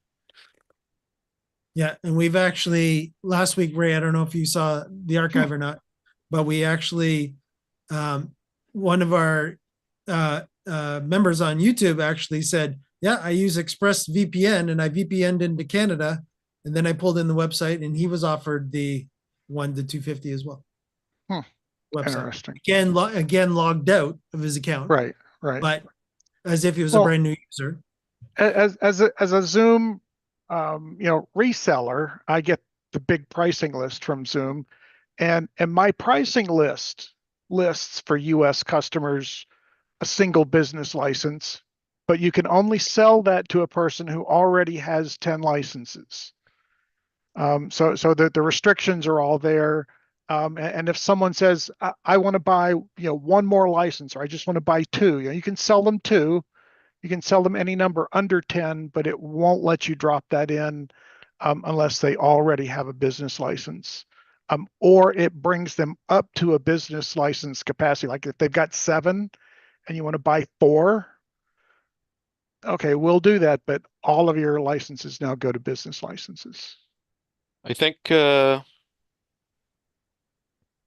can remember. Somebody said at the beginning of the show that not all plans and features are available in all regions. So correct. What's available in Canada and Europe may not currently be available in the US. Yeah. And vice versa. Yeah. But Ray, just for our sake, because Frank and I are from Canada, so if we did go to business, if we, pretend we didn't have accounts and you're a brand new customer, if we went, instead of choosing Pro right away, and we chose business right away, would we get 1080p? Yeah, that's the question. And gosh, We- you know, I may have to pull up my VPN and take a look. But no, I'm just I'm curious because, again, you know, as David had mentioned earlier, that was the reasoning he went for 10, even though he only probably uses a half a dozen Right. accounts. Is the code written such that you have to have the business account flag turned on, or is the code written such that you have to have 10 or more user licenses? Right. And what Ray means by that is he's talking the backend code Right. as Right. Zoom servers code. Yeah. Will I we enable don't this or know. not? Yeah. What does Right. the code say? So yeah. Yeah, because again, they could actually put in there, again, us throwing our coder's hat on. It could be that, yeah, sure, we'll let you have one, but we know that you'd not hit 11 or not hit 10, then I won't give you that function. Right. That is quite possible, but nobody's gone that far to prove it that yet. But it would be interesting to know that, and then we can share that with Yep. the community. And may have a lot of Americans VPNing into Canada. I think that's risky though, because a is. lot of things like your data centers and stuff are based on where you live, and also the laws regarding data retention or privacy. Europe has different privacy rules than America. If you were to VPN into the wrong country, you'd have to deal with those kind of things, right? Because your license is based out of that region. Right. But what I did notice today, which I thought was interesting, is that for the last 2 weeks, I've been having intermittent issues with Zoom. Last week, I actually got kicked out twice out of our Zoom test kitchen. And this week, it actually didn't even send me to the Canadian data center. It actually sent me to the US data center. All right. Have you ever gone to this website? Hold on. I just have to pull it up. Sure. And let everybody know what you were talking about for YouTube as well, Frank. Yep. As soon as I get there, I can't share. put it. Yep. All right. Here we go. So if you want to know if Zoom's having a degradation, Zoom uses this status board. A lot of companies use this who are enterprise level. It's made by Atlassian status page. Anyways, it's a great thing. A lot of the companies I deal with use it. So you can go here, and this is real time. It's supposed to be real time. And you can say, okay, is the Zoom blog working? Operational. Oh, I don't care about that. Is Zoom chat working? Yeah, it's operational. Is Zoom clips currently working? Yeah. Let's see, what else would I care about? Let's say Zoom meetings. You got to scroll down. Zoom has a lot of things. Somewhere in here is Zoom meetings, so it's currently operational. Then under that, it'll tell you either scheduled maintenance or recent outages. So if you're wondering if it's you, your ISP, or Zoom, I would come here as one of my first things, just to see if Zoom's having an outage or if it's something else. Yeah. And again, what you could also do at the top of the page, Frank, show them that you could actually you can sign out. subscribe. Yep. Yeah. And I get that quite often. And I think that's what David was referencing earlier. I think I'm already subscribed. In the show that, that already he's been noticing that there was a lot of Zoom phone outages over the last few days, and I did notice that. I think Zoom uses AWS for a lot of things. So if AWS is having an issue, you can see problems there too. Yep. And those will be regional because AWS servers are spread around the world geographically. So one region could be impacted where another region wouldn't, right? Yep. 100%. If you actually read their financial statement, they mostly use AWS for short-term additional resources. They have their own co-located items in other people's data centers, or you use dedicated systems from other places. Anyways, the fact remains, whoever's doing the hosting or the data in transit could be affected regionally, which wouldn't mean that Zoom is globally having an outage, but your region might have a problem. Right. And I'm guessing even when they report, and I subscribe to all of those alerts, and some of them are interesting and some of them aren't. I think a lot of times you have to read very carefully what they put in those emails that go out, because they're not very in-depth, but sometimes they say, we are working with the provider in that region to resolve the problem. And that's sort of their shorthand term to say, we're not the problem, but the people that we've contracted to provide that for us are having an issue. And yeah. Yeah. And you, The other- and you, yeah, go ahead, Frank.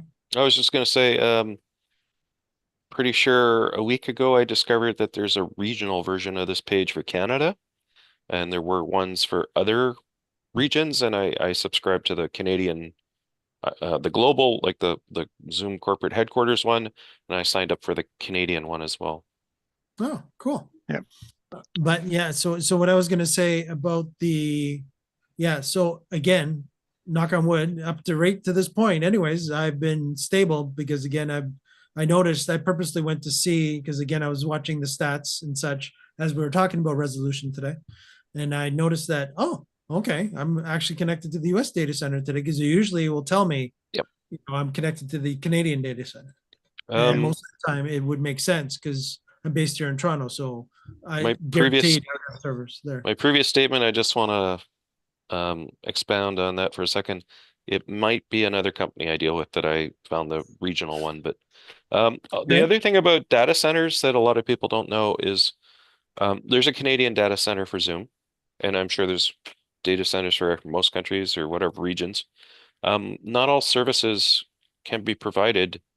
At least the last time I talked to my rep, there were certain things we were hoping to keep all of Zoom services in our geographic region for privacy, Canadian laws. And they said, you can do that, but some services won't be available. Some of that stuff is only done on US servers at this time. We hope to bring those features to other regions later. But right now, if, let's say, I don't know, I'm just going to make one up, but let's say it's transcripts. Maybe that's only done on the US region server. And if you want everything to be in your country, you may have to give up some Zoom abilities. Right. And that I do remember what I was going to say, and Ray brought this up. So again, related to the Zoom phone, we're working with our provider. Again, with Zoom phone, we don't expect necessarily that Zoom owns all the different connections to their, because again, they are now what we call in Canada a CLEC, right? Which is their carrier-based company, so they can actually hook up to regular virtual phone lines to be able to make your phone calls happen, right? For Zoom phone, because again, it still is that type of service that is going out when you're using Zoom phone. You should think of it no different. Ray brought up the perfect thing. Ring Central, good large company in the US.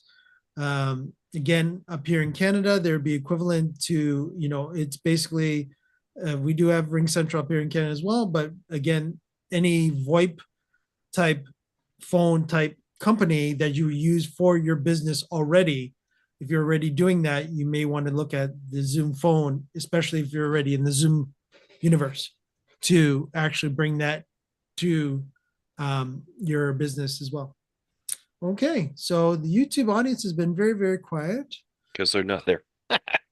No, we actually have almost 10 people still watching us, guys and gals. No, we have 10 computers active.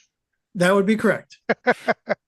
And 10 official YouTube, people physically watching on whatever device they are on. Should it be a phone? Should it be a computer? Should it be on a television? I'll mention I did, by the way, pull up my iPad, which I have a VPN on, and toggled it over to Canada, and I do get the offer for 1 to 250 business. And are you tempted to see if you can actually? Are you tempted to go further, Ray? Is the question. Well, I'm tempted. I do a lot of things, just for 1 month, just to try something, and at some point this may reach the curiosity level for me. Mm-hmm. Yep. It's probably coming to the US. It's probably just more encumbrances or something. Or they're not, or they're more worried about the international market not doing as well. and maybe Or they're that's what testing they're it to doing. see how it plays out in other regions before they go to the US with it. Right. Right. Canada's a much smaller market than the US, for example, right? So That is who true. knows? That is Yep. true. Okay, so everybody is quiet. So I will say bye-bye to everybody on YouTube. So I'm going to throw my little, there we go. And thanks everybody for joining us this week. Don't forget to like and subscribe to our channel to let YouTube know how much you like our content. And don't forget, we're here every week, 3 p.m. Eastern, 12 p.m. Pacific, 12 p.m. Pacific. And join us again for another edition of the Zoom Test Kitchen. Take care, YouTube.